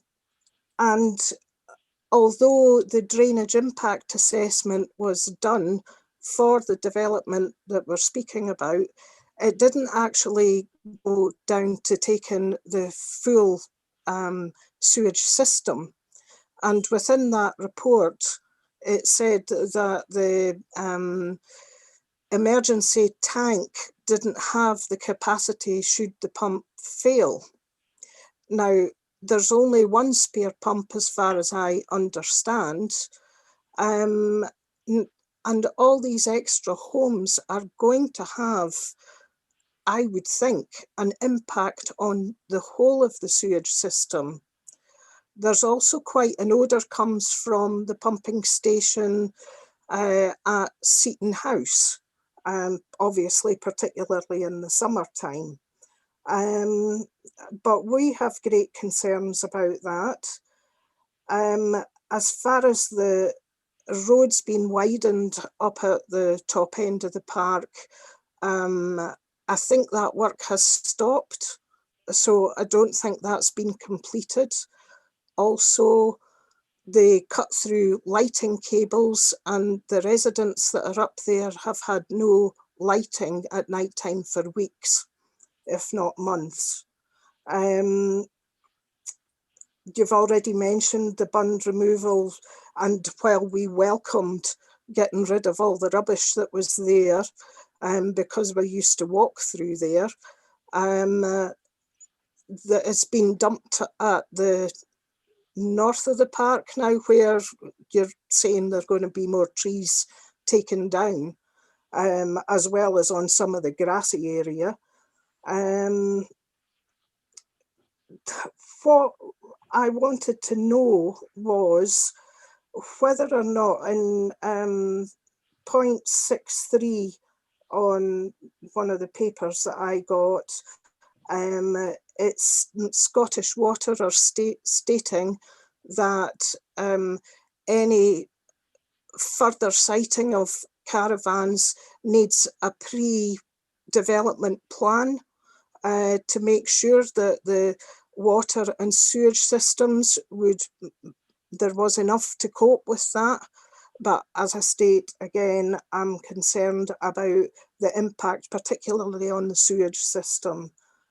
There's also not been any mention of the electrical infrastructure. Now, one of the residents here is an electrical engineer, albeit retired, and he's pointed out that some of the cabling that goes to the homes is not of the sufficient size to accommodate full-time living in these homes. And there are occasions when people's meters trip because they're obviously not getting the supply that they need. Mrs. Durward, I should have said you 5 minutes at the Right. start. So. Yeah, I'm just about finished. You know, these are all concerns that many of the residents have got. Right, thank you. Any questions to Mrs. Durward? Councillor Moore? Thank you, Convener. Mr. Wood, you keep referring to homes and full-time living. Are you saying that people are there 12 months of the year? Yes. Half of the park is residential. Right. But this area would not be? It's not meant to be. Right. Okay, thank you. Okay. Any other questions? No other questions? No further questions. No further questions. Comments at this stage in agenda item 7? Oh no, sorry, we've got yes. David. Convener, Convener, can I just double check that Mrs. Ingram didn't want to add anything to the statement? She was also an objector to the application. Sorry, I was just actually concerned about the flooding aspect of it, because I have actually got numerous photographs, if you like, of some of the flooding that occurs down beside myself, as well as onto the road. So there is no actual drainage system as such down here, if you get a significant amount of rain, then the water just settles on the top. And you've got pools of water everywhere, in quite a number of areas down here. So I would like to know how they're going to address that. If they are saying that there's a drainage system in place, where is it? Okay, right, thank you. Any questions? No further questions. Do we go on to comments on agenda item 7? We have the agent. Oh, sorry. Mr. Sorry, yes, I've got the agent. We've got David Querapel. That's correct. Yes, you 5 minutes as well. Thank you. I'll not even take 5 minutes. I think Mr. Taylor's presentation of the both applications was extremely comprehensive and hopefully gave all the councillors the information that they required. But just to reiterate that there is a site licence that was renewed and updated by Angus Council in 2019, and that covers many of the general management arrangements throughout the whole park, including drainage, electricity supply, road widths, caravan widths, etc. So that's all covered under the caravan site licence that already exists for the whole of the site. In terms of the actual planning application proposals themselves, there has been an assessment done of surface water drainage for the two development areas by engineers. The surface water drainage will be dealt with by a SUDS method of natural infiltration into the ground, which is the same for the rest of Seaton Park. There's no difference in that. And likewise, in terms of foul drainage for the park, as Mr. Taylor said, that will be linked into the Scottish Water public sewer. There is a pre-development inquiry application already with Scottish Water, and that's just going through due process at the moment. So I'm happy to leave it there, but happy to answer any questions if there are any. Thank you. Any questions to the Councillor King? Sorry, convener. I was getting ahead of myself. No questions. Questions? Anybody with other questions? No further questions from members, convener. No. Okay, we'll move on to comments and take agenda item 7 for comments. Councillor King, is your hand still up, or is... Yes, that's what I was intending to do, convener. I was just getting ahead of myself. I'm going to address both of these applications because the two sites are contiguous. They adjoin one another. But the interesting thing is that there is an extant planning permission for 89 caravans on this site with permission to do the tree works which have been complained about. So we're actually going to get 19 less caravans than we had in the extant planning permission. So I think that's a benefit. The bulk of the complaints that have been brought forward by the two objectors relate to matters in the caravan site license, not in planning permission. And I would suggest that if they have these complaints, they should refer them to the Environmental Health Department, which controls the caravan site license, and ask them to take it up, because we in the planning service, in the Development Standards Committee, cannot take these matters into consideration when considering planning permission, as you well know, convener, but unfortunately the objectors don't. I think this is a welcome development. It is for holiday caravans, not residential caravans, because I can remember when this was a total holiday site and it was taken to the Scottish, to the courts, and it was the courts which awarded permanent residence, not Angus Council. As far as surface water is concerned, drainage is no longer part of the thing that Scottish Water provides. Surface water drainage, that always has to be by these sustainable urban drainage systems, which can become overflowing and over-subscribed if there is torrential rain. It's unfortunate, but that's just the way of the SUDS systems and the way that Scottish Water is working. I have no objections to either of these applications, and I'm glad to see the reduction in the number of caravans. Right, thank you. Councillor Moore. Thank you, Convener. Yes, I fully agree with Councillor King. We need to concentrate on what is a planning matter here, not what is a licensing matter. Quite a few of the complaints are about the maintenance and the running of the site, which unfortunately isn't within our purview. But I think that the reduction in caravans and the planting scheme would benefit the site, and therefore I'll support it. Any other comments on agenda item 7? Councillor Durno. Just a quick one. Welcome more visitors to come to Arbroath. You know, we need caravans because we don't have enough hotel accommodation. Do have a wee bit concerns about more rubbish being you know, from caravans. So I do hope our waste colleagues will be able to look after that one. But apart from that, the sewage has been sorted out now, and the flooding going down Seaton Road. So we don't really have any concerns about that anymore. And as you said, the residence goes under the licensing, and if they have any concerns, that should be addressed at licensing. So welcome the holiday accommodation and welcome visitors back to Arbroath. Thank you. Any other comments?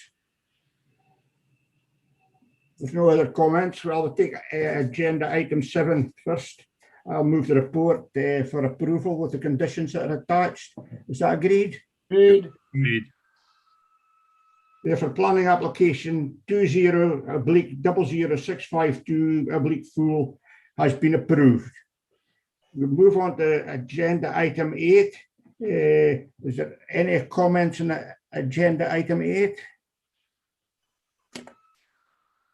No comments on agenda item 8. I'll just go along the same lines and move this application for approval with the conditions that are attached. Is that agreed?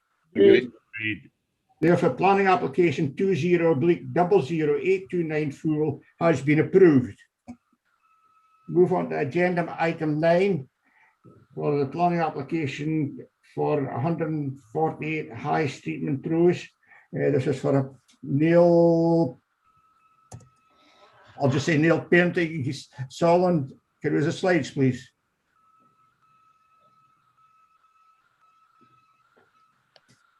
Thank you again, convener. Excuse me.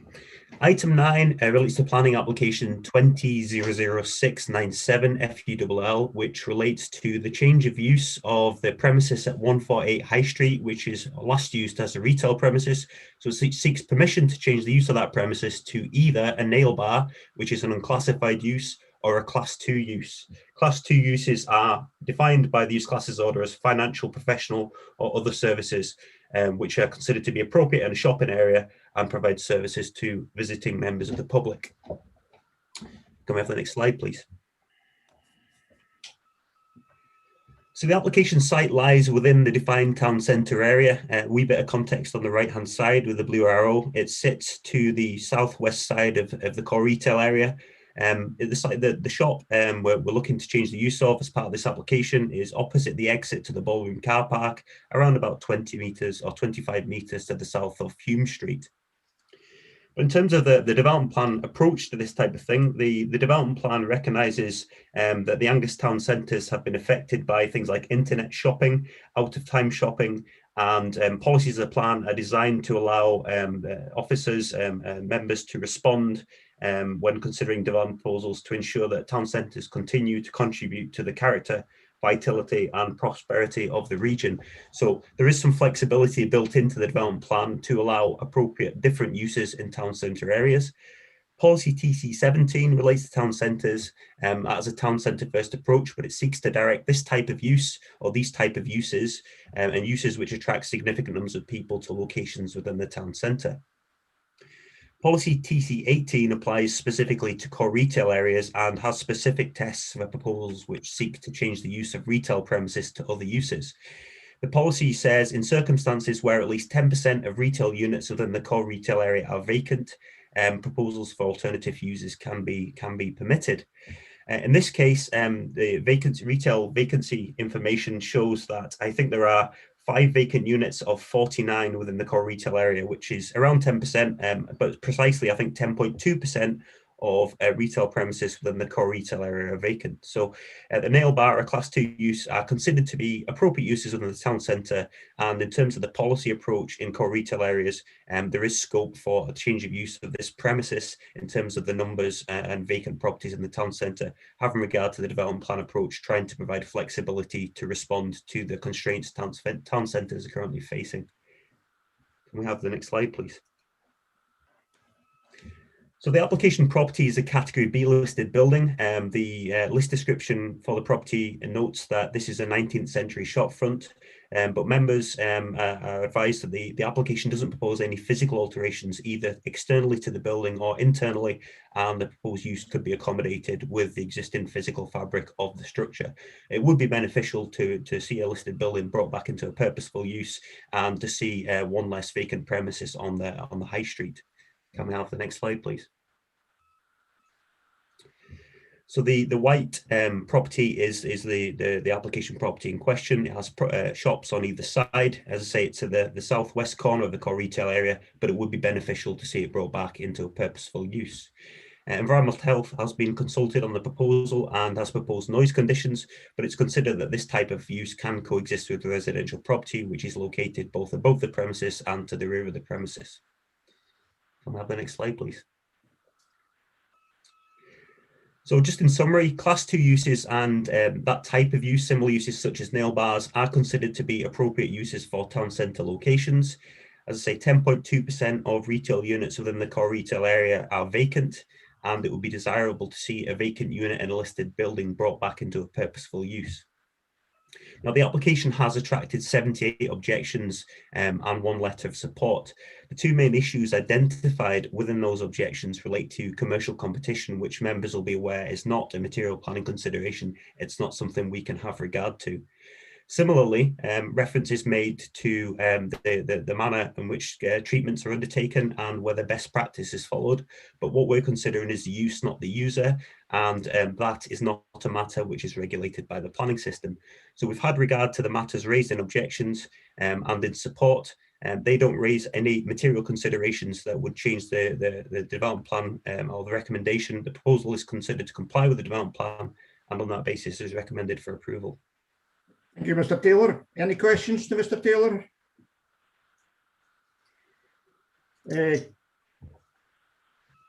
Councillor Durno, I see your hand up. Thanks, convener. I'm speaking a lot today. I have to go on something else. I just want to ask, this property was a boutique sort of before. If this becomes a beauty nail bar and it decides to go back to a boutique, will they have to come back to get the planning permission changed again?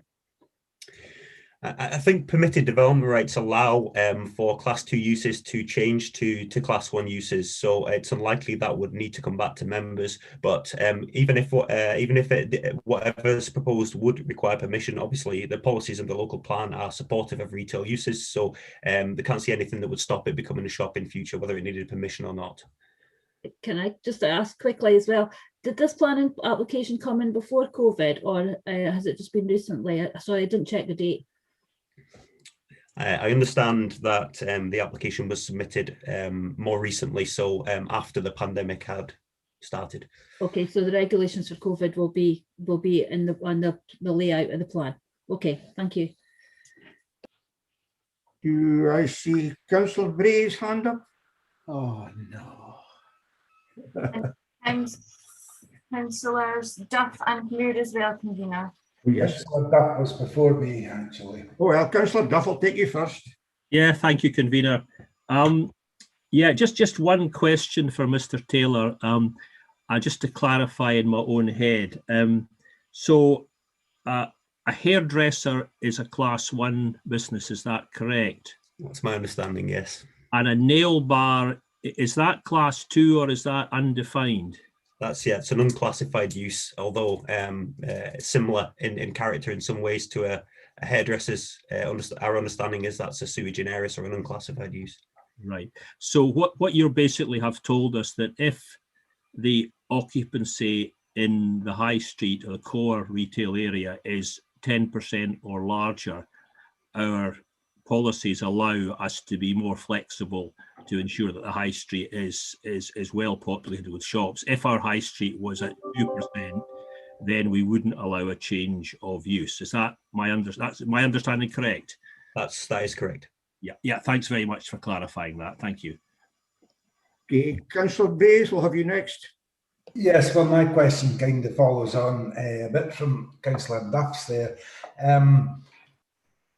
I often hear that part of the reason why we have so many empty retail units in our high streets in general is because of the expectation of the rents that landlords want to charge for these premises.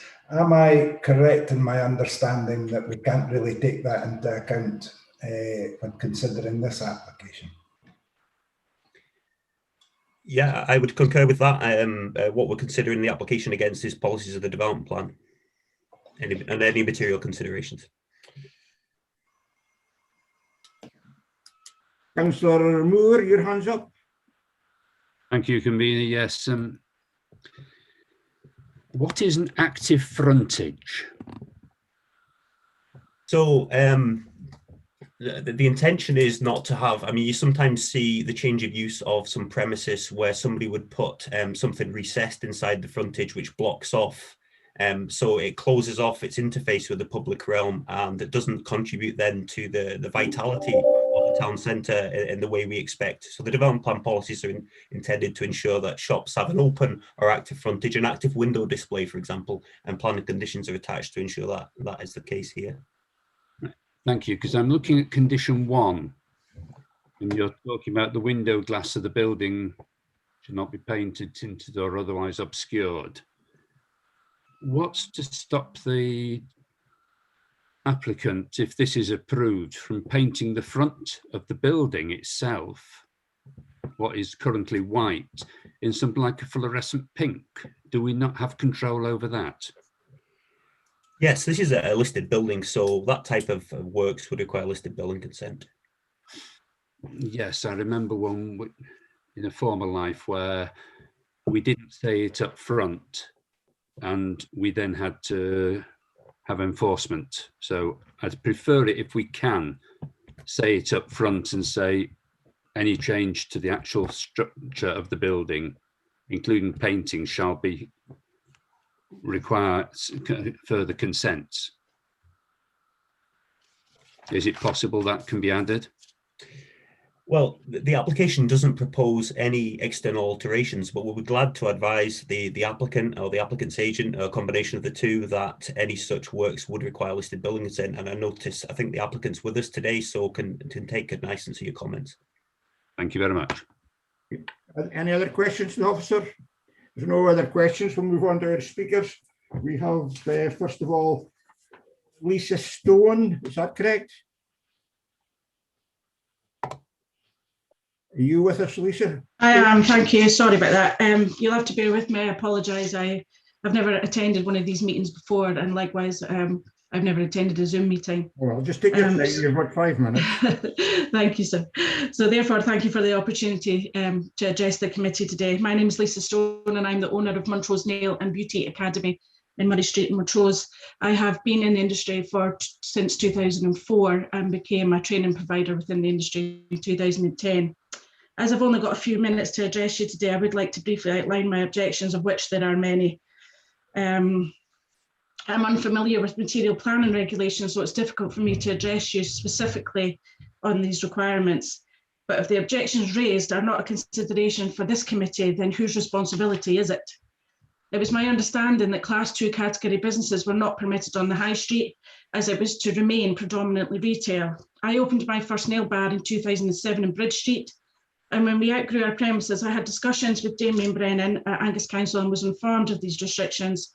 as was my colleague Kelly Christie a number of years later when she approached him with a view to renting on the high street. As these were not permitted at the time, we took alternative commercial premises elsewhere in the town.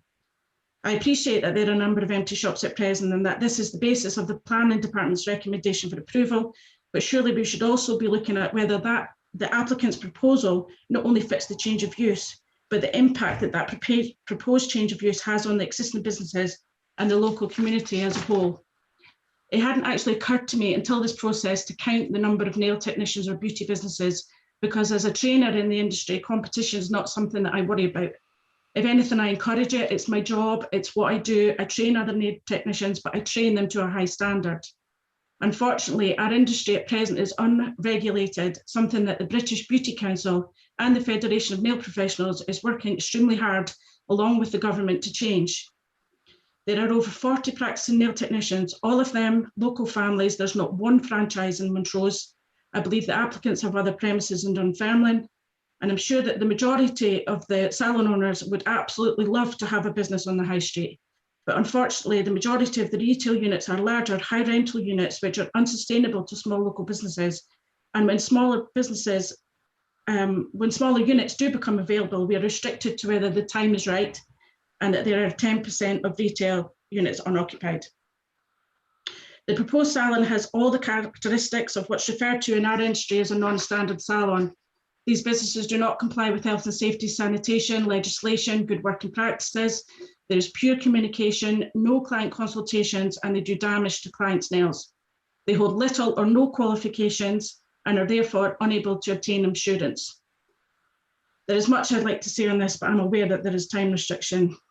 This isn't about competition.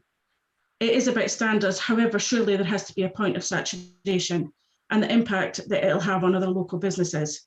Typically, these salons also drive down prices, leaving local businesses unable to compete. I fear greatly that in the current climate, if this application is approved, you will see many empty retail units out with the high street. Is filling one shop in the high street at the expense of many local family businesses really worth it? Again, I understand this is not something that this committee looks at, so in an email to Dave Dugan, I highlighted my concerns. He wrote to Margaret Williamson. In her response, she stated that Angus Council had decided not to go down the same route as Dundee City Council, who adopt a nail conditions requirement via a public entertainment licence. And that proactive health and safety inspection should only be carried out in high-risk businesses and that nail bars do not fit that category. She went on to say that Angus Council, however, does target specific categories of business throughout the year. In my letter to Angus Council through Councillor Salmon, the Environmental Health said that they would need to see that they've had very few complaints, and have chosen not to go down the same route as Dundee City Council and would need to see evidence and justification to choose to do so. So therefore, what they're basically saying is, we'll approve it and then deal with the consequences later. I've been in business in Montrose since 2004, and I've had one visit for environmental health, and I called them. To my knowledge, despite there being over 40 practicing nail technicians in Montrose alone, not one of them has received a visit or any guidance from Angus Council departments. So that brings me back to my original question, whose responsibility is it? Despite nearly 80 objections, the planning department have had to recommend approval based on the fact that the applicant meets the requirements. The applicants have already shown complete disregard for this process by erecting signage and furnishing the property in anticipation of approval, despite being advised not to do so. This has since been removed after I spoke to the council complaining and sent an email of complaint. And to my knowledge, also, there is no application to have a signage erected at the property on the application. With the proposed regeneration of Montrose High Street in consultation stages, proposed projects such as Montrose Playhouse in the final stages, and charities such as Blooming Montrose raising funds to make our high street more inviting to incoming tourists, is an American Nails on the high street directly opposite our main town building really something we should be considering? The proposed applications could have many implications, not one of which I see appealing to our community or existing local businesses. In fact, I feel it's a bit of a kick in the teeth for all the local salons that have invested money in their education and are lucky to still be able to continue in the current pandemic. Thank you. Any questions to Mrs. Stone? Lisa Stone? No questions? Convener, no. If there's no questions, we'll move on to our next speaker then. So our next speaker is the applicant, who is Mr. Hadin Truong, if that's pronounced properly. Are you there? The next speaker there? I can see the applicant convener. Maybe I'm not sure if they actually want to address the meeting or whether they're just available to answer questions. Nói là tại sao mà mình mở nói cái đó đi nói nhiều. Yes, okay. Are you giving us a presentation or are you just prepared to answer questions? Do you hear me? Yeah. Yes. You have a presentation? Hello, everyone. Just because our English is not very good, so we understand, but we cannot explain. We just ask. So we opened a nail bar last year. We have to change the class 1 to class 2, but we just would like to ask you, we allowed to open the nail bar in this year or not?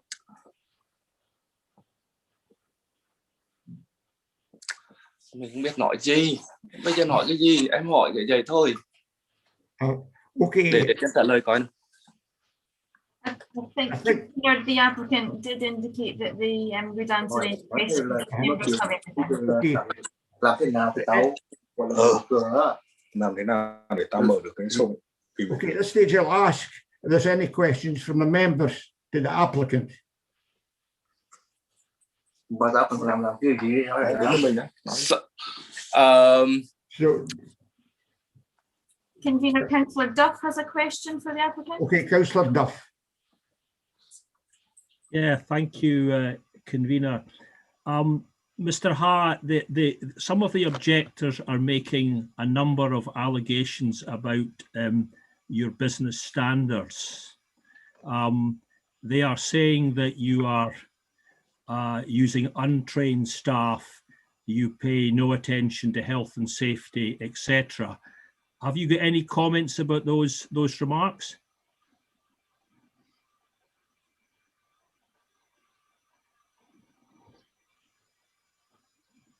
Looks like he's gone, Bill. Okay, we're just going to have to move on here, I think. Our applicant is gone. Convener, I certainly can't see the applicant anymore. No. I'm sure that they've left the meeting. No. Okay, we'll move on to comments then. Any comments, Councillor Duff? I think it's a legacy hand, convener. I'll let my colleagues ask comment first, and I'll come to you later. Right, we'll just go down the line. Councillor Moore. Yes, thank you, convener.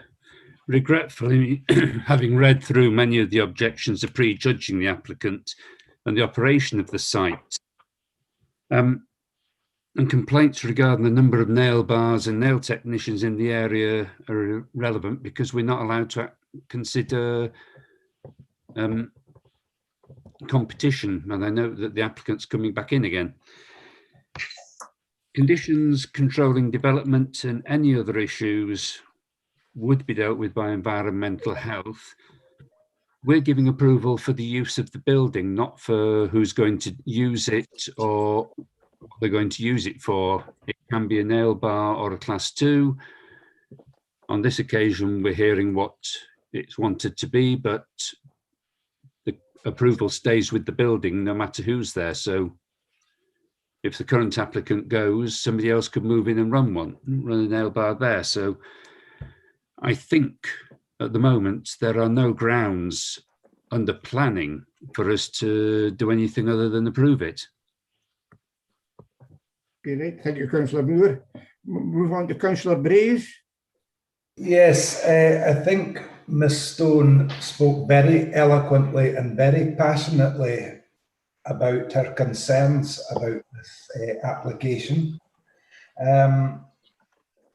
and I have listened very carefully to what she had to say. But like Councillor Moore, I feel that the operation and the standards to which it operates are not a matter for this committee, and we have to go by what is within our remit. That's all I'll say. Thank you. Thank you. Councillor King, you see your hand up. Yes, so I am unmuted. Yes, it's very worrying that we get so many objections which are not relevant to the planning regulation. These are all good, valid objections, but they refer to a regime which isn't available. We are not required to license nail bars.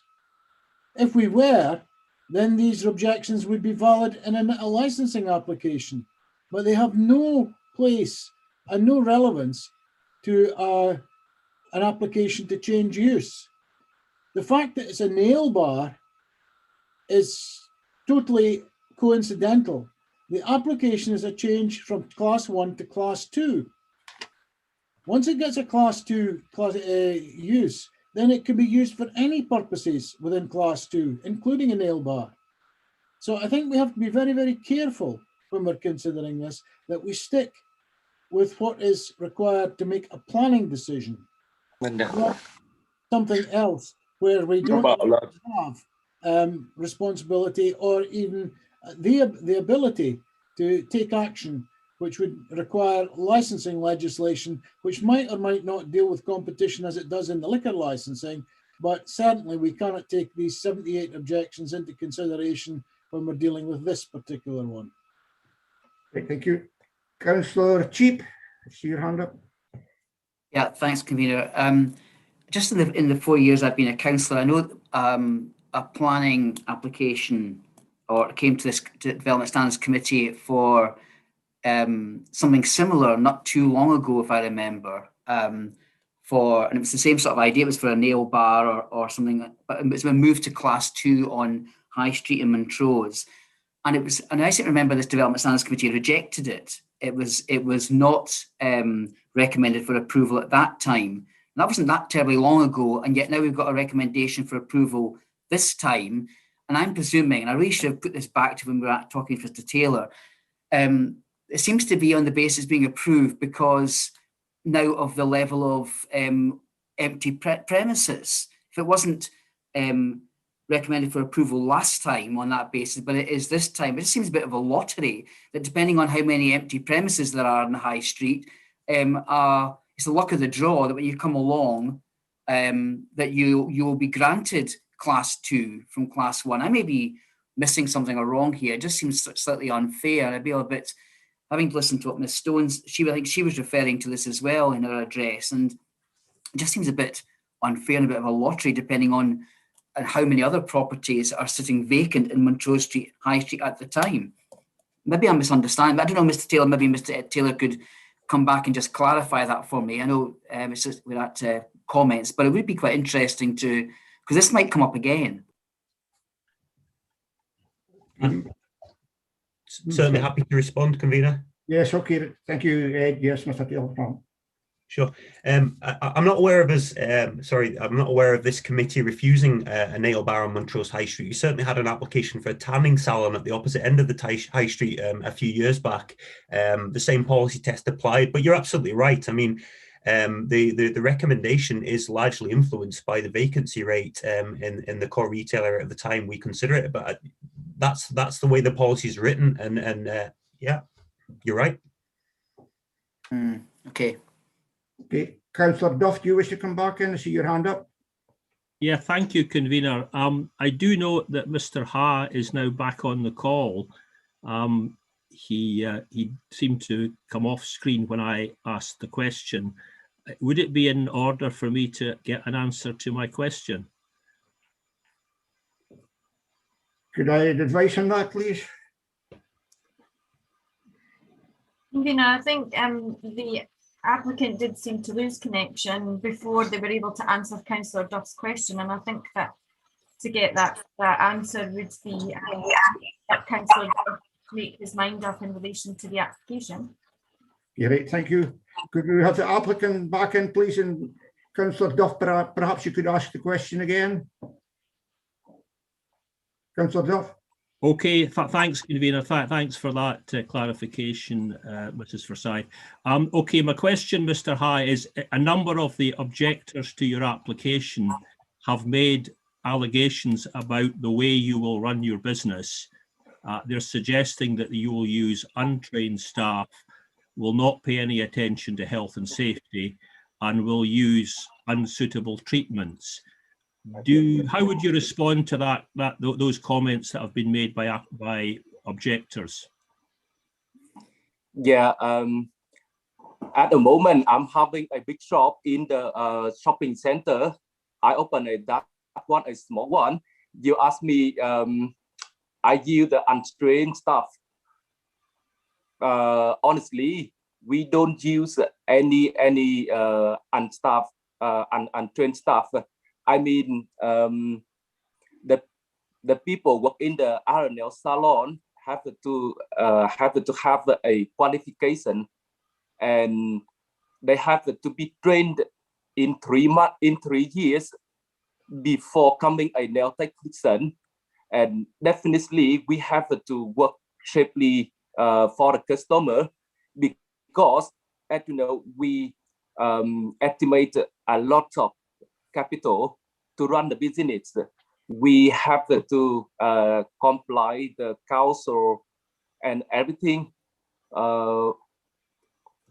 So yeah, our staff were training to become a nail tech, and we comply the environment, health, and we do everything. So sorry for our English is not very good to explain for all of you understand. But I do understand the question. Can you ask a short question? Councillor Duff, does that answer your question? Yeah, a short question. I'm not terribly sure it does. I would probably just want to make a comment as well, convener, if I may. Yes, well. Convener, sorry, can I just come in there before Councillor Duff? Yes, I saw your hand up, Kate, yes. Just in terms of the question that you've asked, Councillor, and many of the councillors have already made this observation, but the questions around how the salon would be run or the training of the people within the salon, it's not a matter for the land use planning considerations that are in front of the committee this morning. So I appreciate you desire to get clarification on that, but actually it's not necessarily the material planning consideration that would affect the decision that you should be making. David, thank you. Yeah, thanks for that clarification. I think I'm aware of the constraints we're under, that the competition argument is not a valid planning objection. The allegations about how the business will be run are not valid. I know the property concerned very well. It has been empty for quite a number of years from my memory. The only room open to the planning committee to object to this is to challenge the test that Mr. Taylor explained, which is on the cusp of the limit where we can accept it or not. It is very close to 10%. It's not massively over 10%. So my suggestion I would make is that we reject this application because still a comment, really. Okay, sorry. I mean, I think that's if members are so minded to object and to use the council policies, then the challenge would be it is very close to the 10% threshold, and that would be the comment I would make. Okay, any other comments at this stage? There's no other comment. Councillor Durno, is that your hand up? Yes, convener, just a small comment. As the only person here that's probably got a nail certificate. I know this is for planning as of the building, and we probably wouldn't be having this conversation if it was maybe for maybe a dog trimming centre. I don't know, maybe they have to be licensed, but nails, etc., go on the presentation of the person running the salon, and everybody goes to their own clients. So regarding, clients come to people that they like, and it's up to the actual person to decide whether they want to go to a certain nail bar or stuff. So I don't think that it's relevant in planning. And people's good reputation, people follow people, and I think that's more relevant to this application than the proof will be in the pudding. Put it that way. Okay, Councillor Breeze, is that your hand up again? Not saying again, but Councillor Breeze. Yes, it's just I wondered if I could have some clarification. Councillor Duff raised a very important point that the 10.2% vacancy rate is just so marginally over what is required to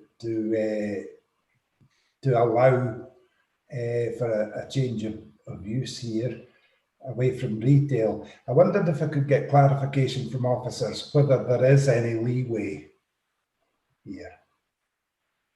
Convener, do you want me to come in back on Yes, that? yes, please. Okay, thank you for the question, Councillor Braze. In terms of the policy, the 10% is there as a guideline. And I think the important thing that we always stress in making decisions is to look at the spirit of the policy. The spirit of the policy is around securing the vitality and viability of the high street.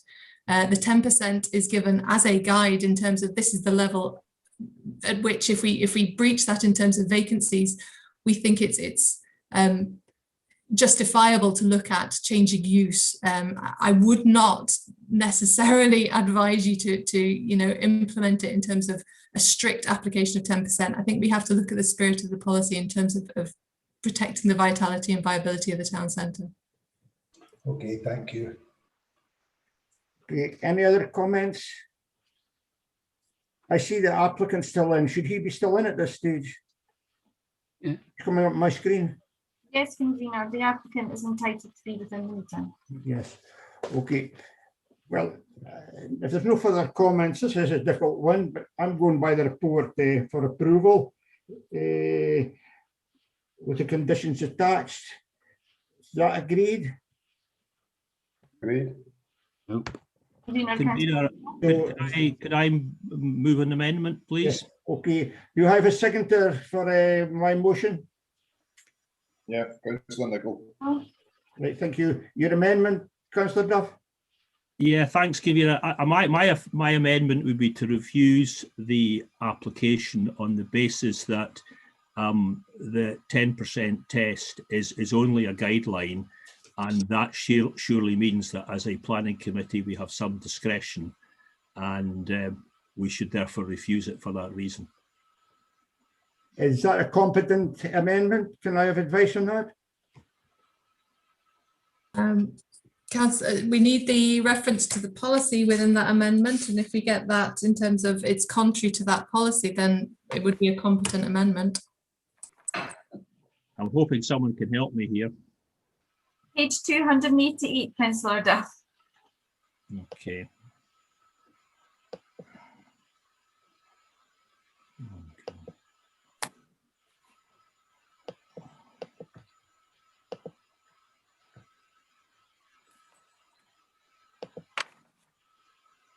I'm presuming from what you've said, you'll be looking at policy. Just trying to find it on my drawboard.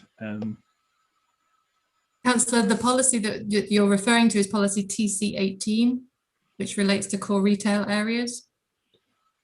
Okay, well, I think I would say that if the 10% is a guideline referenced in TC18, a guideline to me is a guideline. If we were at 25% vacancy, then it would be clearly we should allow it. But if the 10% is a guideline, that would suggest that as a planning committee we have got some discretion, and I'm suggesting we use that discretion to not allow an additional class 2 unit in the high street at this moment in time. Is there a seconder for Councillor Duff's amendment? Councillor Cheap? Thanks, Convener. I agree completely with Councillor Duff on this one. It's so marginal compared to onto the guide of 10%, and further to the comments I made earlier on today, I would second Councillor Duff on the same basis. Right. Thank you. Okay, I'll stick by my motion for approval. So do we go to the vote now? Convener, can I ask a question, please? I don't know at this stage. I think we've had Yeah, Convener, we a have motion. a motion that's been seconded and an amendment that's been seconded, so I would suggest that we should go to the vote. It's a clarification. Okay, Councillor Moore, we're now going to vote. Okay, the motion by yourself, Convener, seconded by Councillor Nicholl, is to approve the application as detailed in the report. The amendment by Councillor Duff, seconded by Councillor Cheek, is to refuse the application as indicated by Councillor Duff, as the proposal was contrary to policy TC 18. Vote motion or amendment. Convener. Motion. Councillor Nicholl. Motion. Councillor Grays. Amendment. Councillor Brown. Go on. Councillor Brown. Motion. Councillor Cheek. Amendment. Councillor Duff. Amendment. Councillor Dornell. Amendment. Councillor Fotheringham. Motion. Councillor King. Amendment. Councillor McLaren. Motion. Councillor Moore. Motion. Councillor Miles. Motion reluctantly. The motion is carried by 7 votes to 5. The application is approved. Therefore, I'll just repeat that the application number 20/00697 Fool has been approved. We'll move on to item agenda number 10. That is a planning application for garden landscaping, replacement fencing, a garden room at 41 Lawn Crescent, Montefiore. Go over the slides, please. Thank you again, Convener. As you've indicated, this is an application for planning permission for a proposed undertaking proposed garden landscaping and for the erection of fences in a summer house at 41 Lawn Crescent, Montefiore. The application is before members today, as it's been subject to 18 representations, 6 of which represent objections from 6 households and 3 households have supported the development, but most importantly, it's subject of more than 5 objections, so it requires to be determined by the Development Standards Committee. Can I have the next slide, please? The site itself is a residential property and it's located to the northeast of the main thoroughfare through Montefiore, Panmure Street, which follows on from the High Street and leads on to Carnoustie. You can see the rough location of the property inlaid on the plan in front of you just now. Next slide, please. So looking at the overhead photography of the site overall measures around 750 square metres. It's got quite a large rear garden. I think it says in the report the garden's around 450 square metres, but it actually is about 485 square metres. And just looking at the general characteristics of the surrounding area, you can see that it's a quite tightly developed area, some plots bigger than others. It's worth noting in the surrounding area the amount of rear garden type development that's taken place, the usual range of patios, sheds, summer houses, trampolines, house extensions on almost every property in the area except for the application site. The application site in this respect is something of an anomaly in the surrounding area as it's relatively undeveloped in nature. Next slide, please.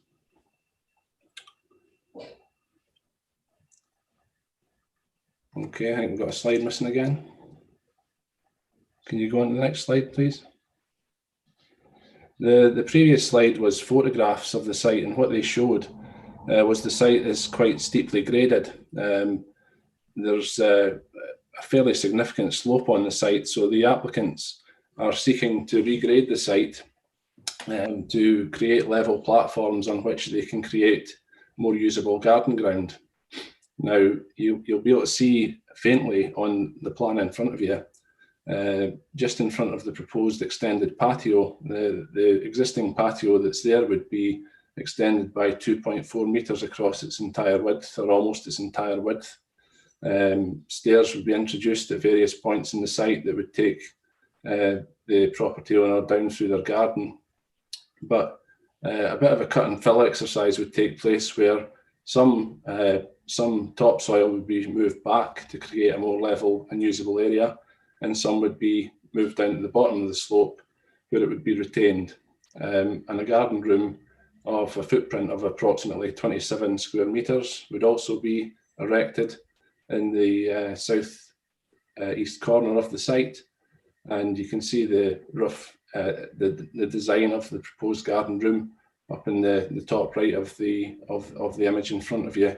A fairly modern structure with a monopitch roof, not dissimilar to the style of the garage of the neighbouring property to the east.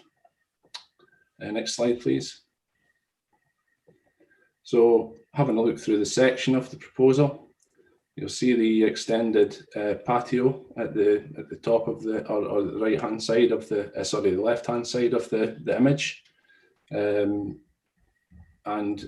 the rough profile of the regrading that would take place, with some of the earth being pushed back in front of the patio and the more level area at the bottom of the garden being shown. And this gives some impression of the changing levels between the site and well, the house and the bottom of the garden. Worth noting, on the right hand side of the image is a lane that serves a property 24 Boyack Crescent, which is subject of some objection, the use of that lane in the submitted letters of representation. Next slide, please.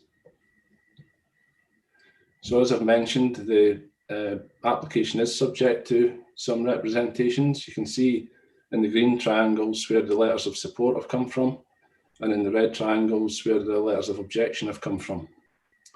The orange triangle denotes an objection that was made that has been addressed through amendments to the proposal, which were mainly in relation to the positioning of some stairs within the site, and those stairs have been moved off the site boundary by a metre to respond to that specific request by the objector.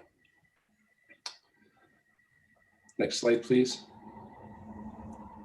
So, looking at the issue of the access at the end of the garden between Lawn Crescent and Boyack Crescent that serves 24 Boyack Crescent, we can see there's a private lane that runs along here. There's some debate about the applicant's right to use this lane for construction of their proposals. What I would say in respect of that aspect is that the lane is not in any, well, it's not in the ownership of the applicant, but neither is it in the ownership, as we understand it, of the objectors. However, ownership in itself is not a valid ground of planning objection. The matter of whether or not the applicant would have the right to access their property via this lane is not a valid or material planning objection.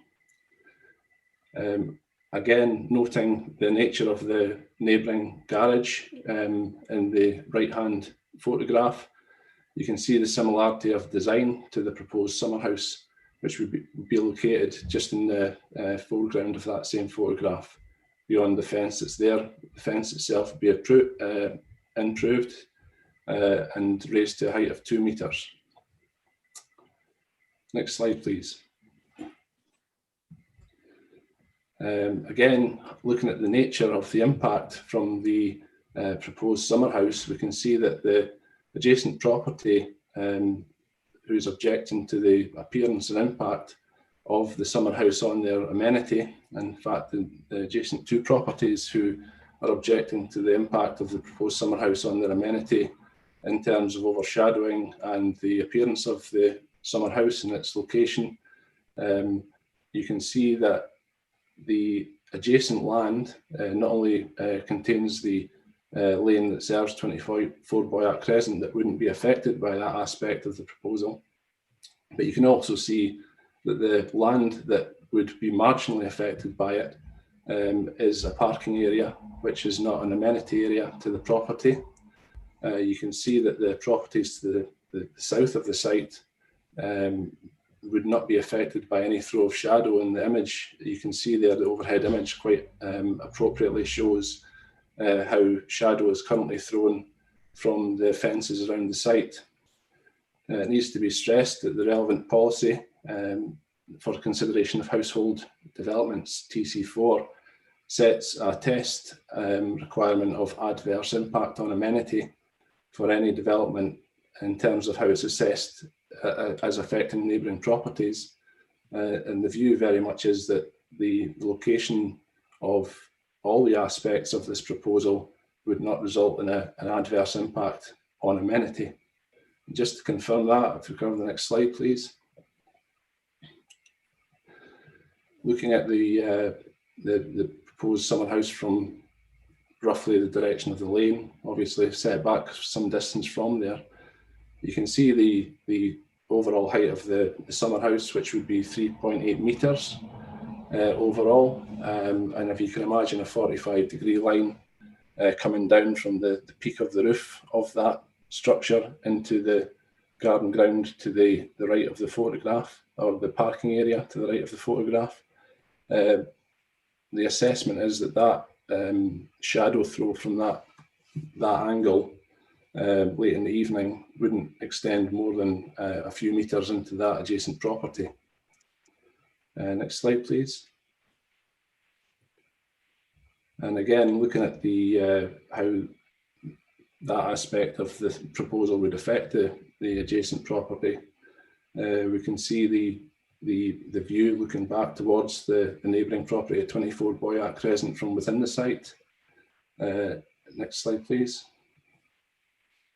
And looking back towards the site from what would be within 24 Boyack Crescent, we can see the impact that the overall development would have on that property, which in the view of officers is not an unacceptable or adverse impact on the amenity of surrounding properties. Next slide, please. So in conclusion, it's been assessed that the proposal is compatible with the relevant policies of the development plan. The proposal wouldn't give rise to unacceptable or adverse impacts on the occupants of neighbouring properties. The proposal would not adversely affect the character or appearance of the area. There are no material considerations that justify refusal of the application in the circumstances where it's compatible with the development plan, and the proposal is recommended for approval, no conditions. Thank you, Mr. Agnew. Any questions, Officer? No questions, convener. No questions, then we'll move on to our speakers. We have, first of all, do we have Ian Cameron? Hello. Yes. Good afternoon. You've got 5 minutes. Mr. Thank you for the opportunity to speak today to you. I live in the house to the south of the proposed development, and I'm totally supportive of anyone who wants to improve their property. I've done exactly the same for our house. Built it totally in the same style as our extension was done, exactly in the same style as our current house. So not in any way different. There's three main, the most important thing to me is that you do it in a considerate and sensitive way. There's three things that I object to. One is the size, the other is the location, and the third one's the appearance. And I know from the I noted from the presentation there that it was, the talk about the shading was not an issue, and obviously that will depend on the time of day. Is that going to be noted that there'll be no impact from that as part of any decision making? Is that how this works? Could I advise on that? Will that be noted that as part of the decision making, that there will be no shading impacting from the the structure? Would you like me to respond to that, convener? Yes. Hopefully in the presentation, you've seen that at certain times of the day there will be some throw of shadow from the summer house and potentially some of the fencing. There's currently a throw of shadow from fencing from the site. The assessment is whether or not the throw of shadow would be an adverse impact on neighbouring amenity. Where the shadow throws to, which is a parking area associated with an adjacent property, would not, in the view of officers, result in an adverse impact, which is the policy test that's relevant in this case. I'm in the house that's south of the proposed development, not the one to the east there. So it's really coming from when the sun's behind the house that we'll see the impact. Now, if that's later in the evening, and that will impact on the shading in our decking area that we've invested in this last year. So that's my comment, is will it be noted that it will not have any adverse impact? Because you said it won't have any adverse impact. Could I seek advice here? Is this a planning issue that Mr. Cameron's speaking about? Should we be listening to this at all? Convener, it is a planning issue. I think what the officer is telling you is that an assessment has been done, and to the best of the officer's ability, we've concluded that the impacts are not significantly adverse. That doesn't mean that there will not be any impact on the areas that have been identified in the planning officer's report and in our report, but they're not considered to warrant a refusal of the application. Right, thank you for that advice. Does that help you, Mr. Cameron? Yeah, no, that's fine. It would be, how do you get an understanding of what the assessment and what the conclusion was of that work? Is that? Convener, through you, sorry, if you want me to respond to that, the assessments are all available online in terms of the submission and the material supporting the application. In terms of this is not really the correct place to be going into the details of that in terms of further interrogation of that information. The interrogation given by the officers is in the report. Okay. So the height of the development, could we maybe get a bit of clarity on the height? It was mentioned there that was 3.8 meters high. Where's that from? Is that from the base of the fence, or the height of the actual building? Because it's not just about the sun, it's also about the appearance. And from the drawings that were shown just before in the presentation, it looked like it was perhaps going to be wooden clad, but that I don't think it was. Isn't it going to be white UPVC? Convener, can I perhaps interrupt? Mr. Cameron has been given an opportunity to address the meeting, and this, unfortunately for him, is not an opportunity for him to have a question and answer session. So I would suggest, through yourself, Convener, that if Mr. Cameron wishes to continue with his presentation, I know we have a couple of photographs. We're now nearing the end of his five minutes, and then obviously we have other speakers that wish to address the meeting today, and perhaps he could seek clarification with regard to those questions through officers at another opportunity, if that's acceptable. Okay, yes, I think that'd be acceptable. Yeah, so just so I can wrap up then, it's basically there's the size, the location, the fact that, and maybe we can show that first picture of the, just a photograph of the garden. I mean, I think it was already mentioned that it's a bit of an anomaly, this house, in terms of the size of the garden, because it's a huge garden. But when you look at the size of the garden there's lots of different ways that you could come up with a proposed development that wouldn't have a huge impact on some of the neighbours.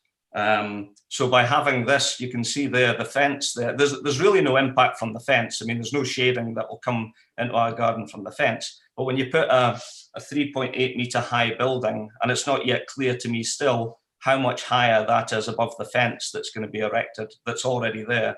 You know, how much. Okay, Mr. Cameron, you've had your good five minutes, so we'll have to move on. There's other speakers. Okay, right, thank you. We can move on now to. Convener, sorry, is there any questions of? Yes, any questions? Sorry, any questions to Mr. Cameron? Convener, Councillor Fowler, it's not actually a question to Mr. Cameron. I had a technical issue with my Surface Pro, and I couldn't get both my camera or my hand up at the time Mr. Agnew was finished. And I wonder through you if I was able to go back and ask Mr. Agnew a couple of questions. I'll seek advice on this. Convener, yes, I think that would be appropriate in the circumstances that Councillor Fotheringham has indicated. He couldn't get his camera or his virtual hand up. I couldn't wave and I couldn't get my virtual hand up. So yes. Okay, that's quite acceptable. That would be appropriate. Okay, thank you very much, Convener. Mr. Agnew, one of the things I was going to ask you about was the path. I mean, it's been referred to as a public path and then just sort of a lane. I know it well because it bordered the Charles Dick precast yard many years ago, and it's been there, I think, that path for a very long time. So you've actually covered that. In terms of the size of it, it is quite a large, and a couple of representations have concerns about the size of it and actually its location. And one of the actual, and I think it was Mr. Cameron himself said that I wonder if it be any other way, but it could be located closer to the actual applicant's house. Is that something that was considered? Do you know? It's not something that's subject to the application. I think that it's quite important to stress that the application was made because certain aspects of it require express planning permission. There are several attributes of this proposal that could be achieved under permitted development rights, and one of those includes the summer house itself. A summer house of that size could be located pretty much anywhere within that development boundary of that garden under permitted development rights. Okay. As long as it didn't come within a metre of the boundary. Okay, thank you, Mr. And if I can have a supplementary, Convener, please. In one of the Mr. Cameron again, I think the aesthetics, the UPVC finish, is that what it's going to be, or is it going to be a natural wooden finish? It's a timber summer house. Okay, that's fine. Thank you very much. Right, thank you. Now, try and get back on track again. I think we're still at questions for Mr. Cameron. Councillor Nicholl, do I see your hand up? Yes, thank you, Convener. There was a question to Mr. Cameron. He said he was on the south side of the proposed plot, and that would mean the building would be on the north side. And going by the pictures that was shown, there's not many times the sun gets round to the north to block out. You'd be getting it from the south. That's my opinion. Okay, so the sun sets behind the house. That's the development, and our house is right in front of where the sun's setting. If that makes sense. Yeah. I was only going. Councillor Nicholl, are you happy with that response? I was going by the pictures, which looked like a midday type picture, and then looked at the sun. The shadows were being cast from Mr. Cameron's house more than it would be the other way around. That sounds about right, because yeah, you were seeing the shadows coming the other way. You're right. That was obviously the time of day. It wasn't where we have issues with the sun getting blocked as in the evening. Right. Okay, Councillor Moore. Yes, thank you, Mr. Cameron. Just on this summer house, you've referred to it being, what is it, 3.8 meters tall? Yes, that's what was. I've not seen the actual height. I was looking for the height on the drawings before, but it was mentioned in the previous presentation. It was 3.8 meters high. Yeah, I'm looking at it. So you're not aware that it's actually a mono pitch, so the 3.8 meters high will be about 6 meters into the garden, and then it will slope downwards towards you. You're not aware of that? Okay, no, that's good. That, I mean, I'm happier about that, certainly. I hadn't appreciated that. No. Does that make you any happier? It makes me happier than will the sunlight still get blocked? Yeah, it definitely makes me happier because it's not as big a block right in front of you. The size was a lot to do with the finish as well. Yeah. The actual look and feel, because it wasn't, when I originally saw the plans, I read it was a UPVC finish, which I felt was like a big, large block in an area that didn't really have anything like that. Well, according to the plans, it's a roofing finish to 15-degree pitch roof in felt strip, slate look, and it's on the timber building. And the 3.8 meters is 6 meters into the garden. Does that allay some of your concerns? Yeah, if it's not a white large block, then yes. But still, the location's not ideal, as I've said before, because of where it is. I mean, it's actually a lot closer to our house than it is to the actual residence. That's bizarre for me, because it's a really unusual garden. Right. Okay, I think we've got to move on here. Councillor King, did I see your hand up? Yeah, but the question was answered, so I took it down again. Okay, right, Councillor King. So is there any more questions to Mr. Cameron? No more questions. We'll move on. Our next speaker is Francis Bennett. Francis Bennett, are you with us? Yeah, I'm here. Yeah, thank you. Okay, you've got 5 minutes.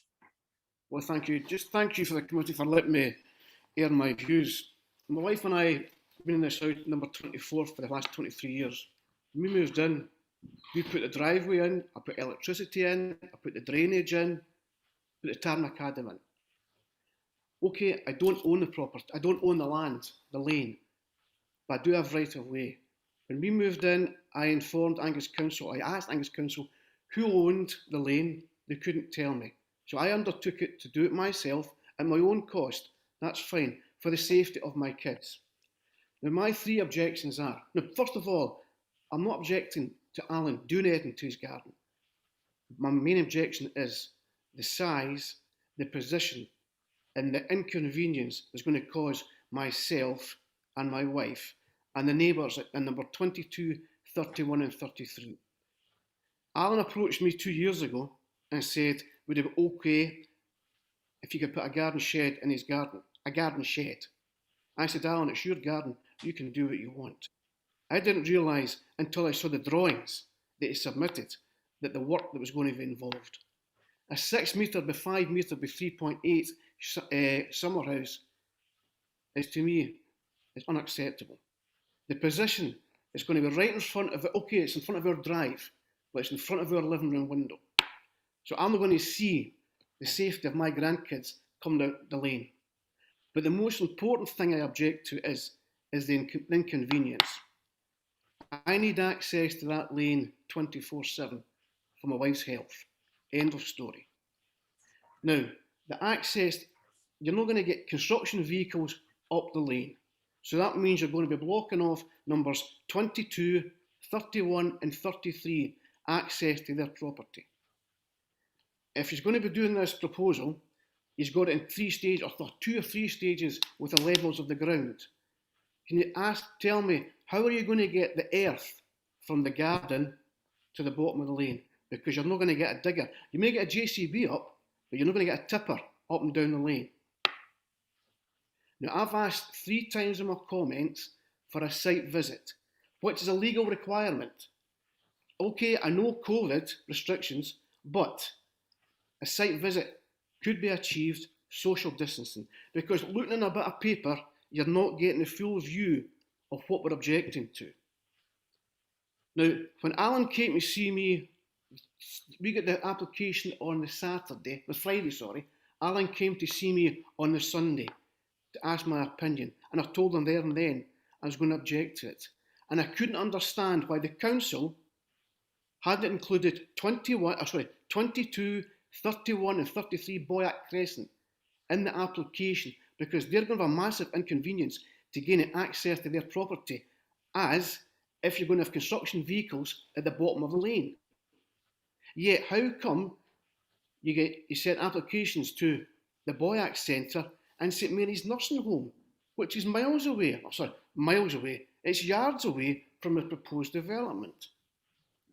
Now, for Alan and his wife doing some work to the garden, if it can be adjusted, amended, so be it. But I'm totally objecting to what he's proposing. Now, when I spoke to Susan Chalmers, I asked her why number 22, 31, 33 hadn't had the letters of application. She advised me they weren't in the zone. So I didn't accept. So I got in touch with my councillor and a friend who works for Angus Council in Building Control. They looked at the drawings and they couldn't understand why they weren't included. So that's why I went down to see them, to advise them, you may have a problem. And that's why they've objected to it. Now, all I can say is, I'm open to Alan adjusting or amending his drawings. I want to see the family getting on. But what he's proposing just now is unacceptable to me and my wife. As I say, I need access 24/7. So if I can answer any questions from the committee, I'm open to that. Okay, right, thank you. Any questions to Mr. Bennett? No questions, convener. Okay, right, thank you. We now have Mr. Brunton, applicant's agent. Mr. Brunton, are you with us? Yes, thank you. Do you have a presentation? Just I'll answer any questions that are necessary from anybody. I can assure Mr. Cameron that unless the sun changes pattern, he'll not be under any shadow that he's not under at the moment, because it just won't be. As far as Mr. Bennett's concerned, I advised Mr. Petrie when he was doing it that he should inform everybody, because there was likely to be a level of disruption when he renewed his fence. So that's why it was all put together as a package, and a planning application was made, including everything. The fences, the sun house, and the regrading, just so that everybody knew what was happening. I also told him that he should check the ownership and the status of the drive, because he cannot do this work unless he takes some access up the drive, not continually, but he's going to need access, as he would if he was repairing it. If he was repairing or painting his fence, he would need to come up. If he was renewing it, he would need to come up the drive. Now, he's checked it legally, and Mr. Bennett is quite correct. There's no ownership clear, but the thing that is clear, when he went back to the 1933 deeds, everyone who comes next to that drive has a right of access onto it. Mr. Cameron, next door on number 43, they have a right of access onto it. They don't own it and never will, but they have a right of access onto it. Now, we also spoke to Mr. Petrie about the size. He wants a playroom for his children. We can't put it any higher, because that would end up overlooking everybody else's garden. We can't put it higher up the site. This is an incredible slope on the thing. You could roll these eggs down again. So he wants to re-level it in areas. There's not going to be a huge amount of land taken away, because we're going to be using the principle of cut and fill. What we cut out at the bottom will be put in to form a more level area at the top, and the same again. He's renewing all the fences, and the structure that he's going to build for this playhouse summer house is the same, just about exactly the same footprint as Mr. Bennett's garage.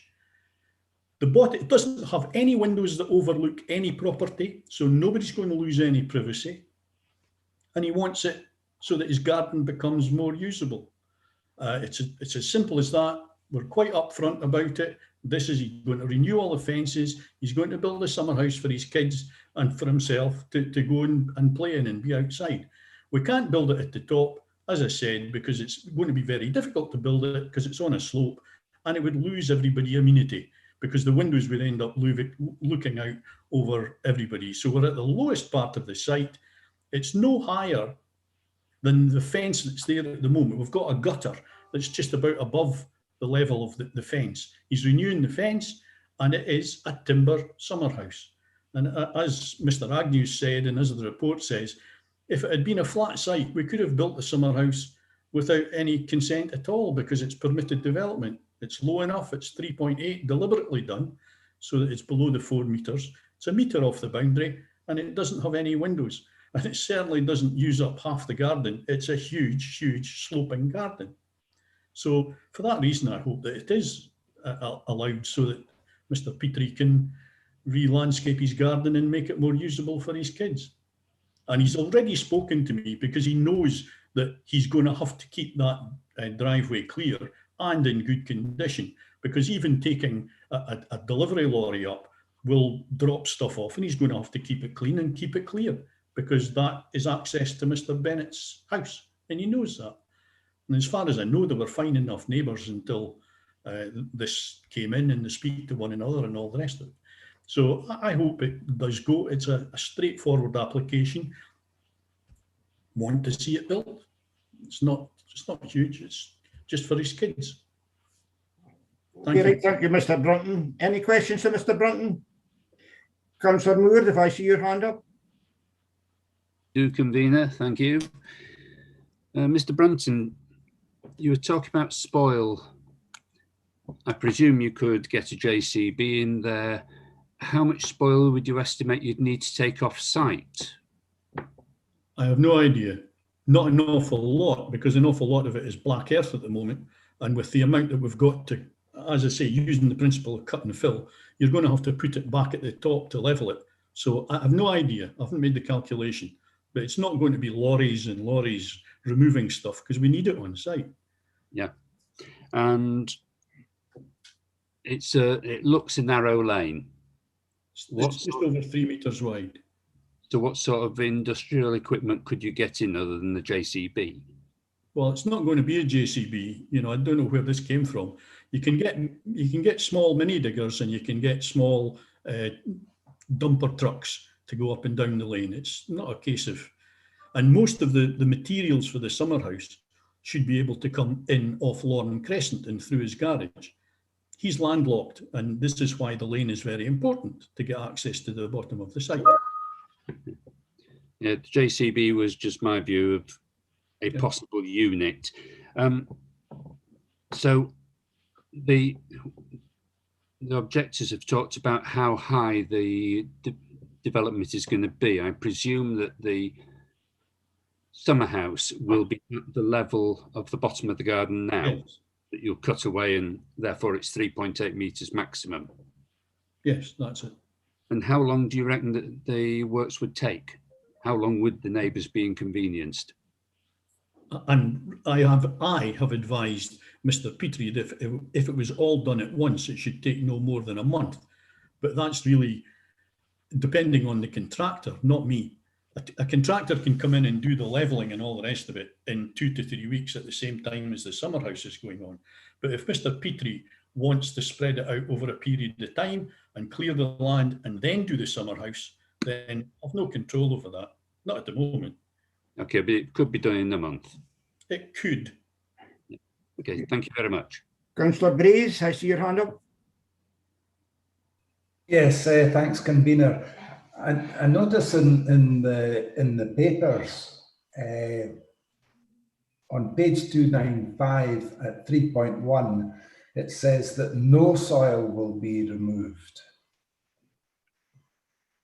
Would you comment on that, please? No, because we need it all. I've no control over what, and I don't know who said it. It wouldn't have been me, because we need it all on site to cut and fill.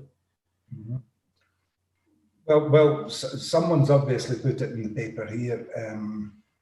Could someone else comment, maybe, please?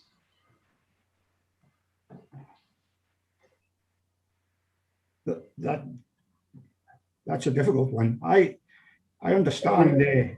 Sorry if I could interrupt, convener. You know, it says in the papers that we're given to base our decision on that there will be no soil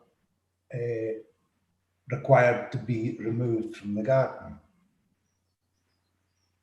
And we've got the applicant, Mr. Brunton, rather, telling us that it would be a minimal amount.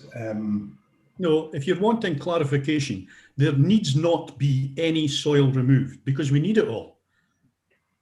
Okay, so that's a question answered then. Huh? You Yes, quite happy with that? there will be no soil removed. Oh, okay, Councillor Nicholl. Convener, sorry, just before Councillor Nicholl asks his question, I'm aware that the time is 5 to 1 and we're nearing our 3-hour time limit. And members would require to make a decision in terms of potentially suspending standing orders to the conclusion of business. Yes, I would agree to it. Convener, we have policy and resources at 2 o'clock. Can I suggest that we suspend standing orders for a maximum of 30 minutes, which will allow those of us who need to have a meal, a chance to have a meal before my policy and resources? Okay, well, I agree with that, so we'll just carry on. We shouldn't take that much longer, hopefully. Okay, Councillor Nicholl, your hand's up. Yeah, thank you. Mr. Brunton, this building has got would have permitted permission. Has the applicant applied for planning permission just to please the neighbours? Yes. That's fair enough. That's what I was asking. Okay. Back to, well, is your hand still up, Councillor King? Is that? I want to ask a question. Yes. Yes. Okay, Councillor King then. Mr. Brunton, just so that I'm clear in my own mind, the proposals are to do levelling works in the garden, to build a summer house, and to replace the fence. Yes, certain sections of the fence. That the existing fence will be removed. Yep. To allow small plant access to the garden to do the levelling works. Yes, the fence is going to be removed to be replaced, and while it's away, then any digger that needs to go in can gain access. And at the same time, the panels for the summer house could be placed on site. That's right. But the fence is down. That's right. Fine. Thank you very much, Mr. Brunton. You've clarified in my own mind. Councillor Cheap, did I see your hand up? Yes, it was, convener, but it was for a comment, so I'm ahead of myself. I'll comment after. Yes. Okay.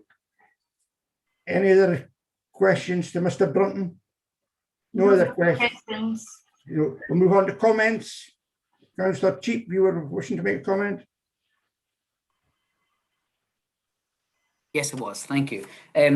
Yes, listening to and some of the clarification questions that have just been placed, Mr. Brunton, just now, they made it very clear, I think, and from where I am going with this. But it sounds like there's an opportunity to remove this fence, do all the works that are required in that, and the other supplies will come in via Lauren Crescent, as being stated. But I think, as we say, this has been brought forward to development standards as a courtesy as well by the applicant. That's one thing to think about. But also, I think there's a manner here which I'm a bit concerned about being neighbourly. I think the very fact that all the applicant is asking for is access to do all of this, and if that applicant is being neighbourly and actually listens to the concerns of Mr. Bennett, particularly that he needs access all the time, then people can work together on this. I see absolutely no reason why not, and that's part of the problem we have in our communities now again, is unreasonableness. I think people need to be neighbourly and work together on all this. And if Mr. Bennett needs access, the neighbour requires to do that and provide access. If that just means reversing a digger down the lane to allow somebody out, then that's all it should be. I think there's a bit more to it than this, but that'd be my comment. I think people need to work together. Thank you. Thank you. Councillor Nicholl. Thank you, convener. My opinion, the works are permitted and the shadowing from the north is near impossible. So I see no need to refuse this application. Thank you. Any other comments? Councillor Grace, did I see your hand up? Yes, I'm really struggling to see what the problem here is regarding access and the use of the lane. If the fence is down and no soil needs to be removed from this site, then it's simply a case of contractors using the lane to put their machinery onto the site, which is a matter of minutes, and for deliveries of materials going into the site, which is again a matter of minutes. I really don't understand what the problem is here. Yes. Okay, right. Thank you for that, Councillor Brace. Any other comments? There's no other comments. I think from Councillor Brace, I was supporting what he's saying there. You know, it's going to be terraced and levelled off, and I've seen that. I've done something similar myself, and most of that could be done without removing any soil. I don't think there's any done properly. There's no need to move the soil at all. And I think we've discussed this long enough, so I'm moving this for approval with the conditions that's attached. Is that agreed? Agreed. Agreed. Okay. Therefore, the planning application 41 Lord Crescent, Montefieth is approved. Application number 21/00005 Fool has been approved. Is that agreed? Agreed. So we'll move on to item number 11, which is a pre-application notice. Do we have slides on that? Yes, thanks again, convener. As you've stated, it's a proposal of application notice for a residential development with associated works at land west of Janefield Cottage, Panbride Road, Carnoustie. The report advises committee that a PAN has been submitted in respect of a major residential development and associated infrastructure. The report sets out that this is an opportunity for the committee to consider the key issues that should be addressed in any subsequent planning application. It should be stressed at this point that this is not an opportunity to discuss the merits of the proposed development. It's an opportunity for members to identify any additional material planning considerations that they would wish to see addressed in any subsequent application. Next slide, please. So just looking at the site in terms of the context of Carnoustie, you can see the site lies to the northeast of the settlement, out with but adjacent to the development boundary. It's north of Panbride Road and east of Carlogie Road. You can see the site contains part of the LDP safeguarded area for the potential realignment of Carlogie Road. Next slide, please. Again, just zooming in a little bit, you can see the size of the proposed site is 3.9 hectares. That comprises of an area of agricultural land, and you can see the area, the spur coming off to the west, which would provide, I believe, a potential connection to drainage infrastructure in that area. Next slide, please. The entire site, or almost the entire site, certainly most of the site that would be subject of any subsequent development is Class 1 agricultural land, as classified by the James Hutton Institute. And the final slide, please. And that just about sums up the nature of the PAN. As indicated before, members are asked to identify any additional material planning issues that they would wish to see in a subsequent application over and above those that are mentioned at 4.10 of the report. And that's all there really is to say on the matter at this stage. Thank you. Right, thank you. Any of the members have any issues that would like to be noted? This is just a pre-application notice, which members can go away and think about and make direct contact by see a few hands up. So we'll go with Councillor Cheap first. Yeah, thanks, convener. I'm most difficult with planning application notices. It's as to how we respond to these and about extra conditions that might want to get put in So you have to bear with me on this. As far as I'm concerned, the area of land we're talking about here is outside the local development plan for Carnoustie.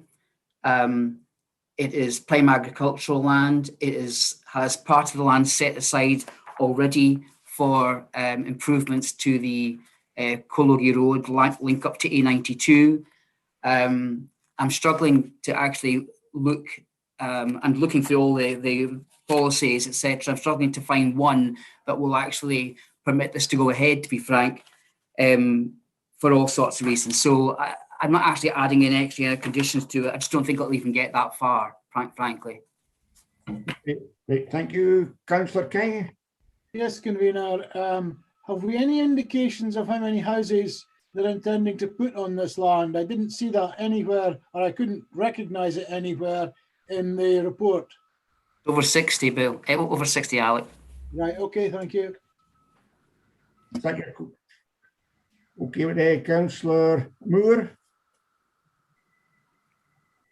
Thank you, convener. Yes, it's more a question. I don't know whether we're allowed to ask it, but can we ask why they are proposing that site when there is land allocated for housing that has been unused elsewhere on the edge of the development? Don't know where the officers can help on that. Convener, I can come back in on that if you want. Thank you. It's not a question we can ask, Councillor. We will look to accept and determine applications when they come in. I think if you look at the issues that are outlined in paragraph 4.10, they do make reference to the fact that the site is unallocated and the fact that the site is in grade 1 agricultural classification.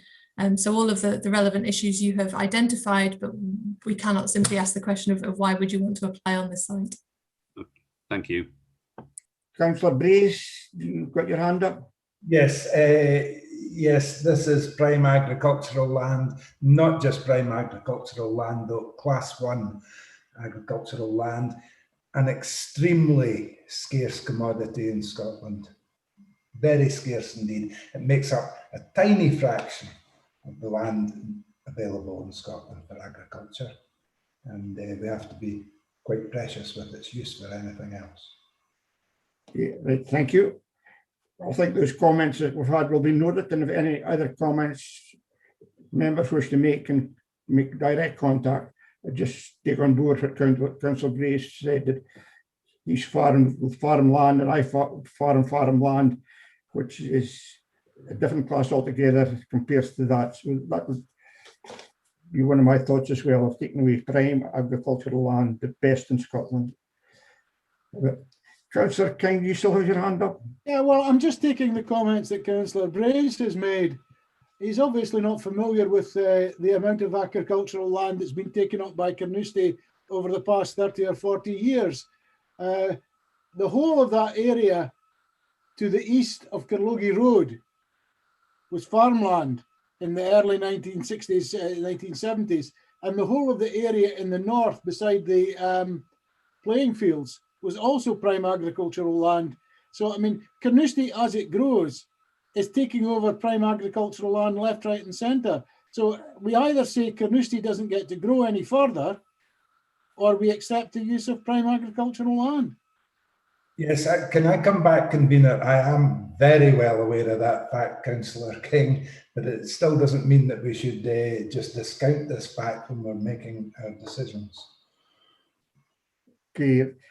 Councillor Cheap, do you wish to come back in at this stage? Just in response to that one, just recently we have basically approved 249 properties out at the west end of Carnoustie at Upper Victoria.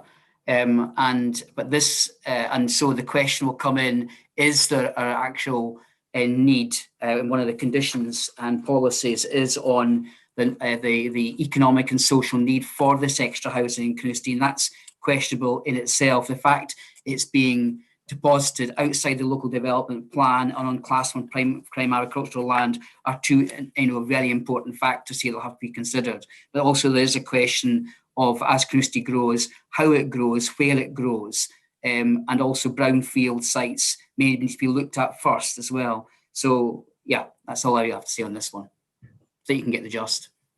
Okay, well, thank you for that, Councillor Cheap. Well, there is some comments to be taken forward anyway, so this is just a pre-application notice, which there is some concerns about.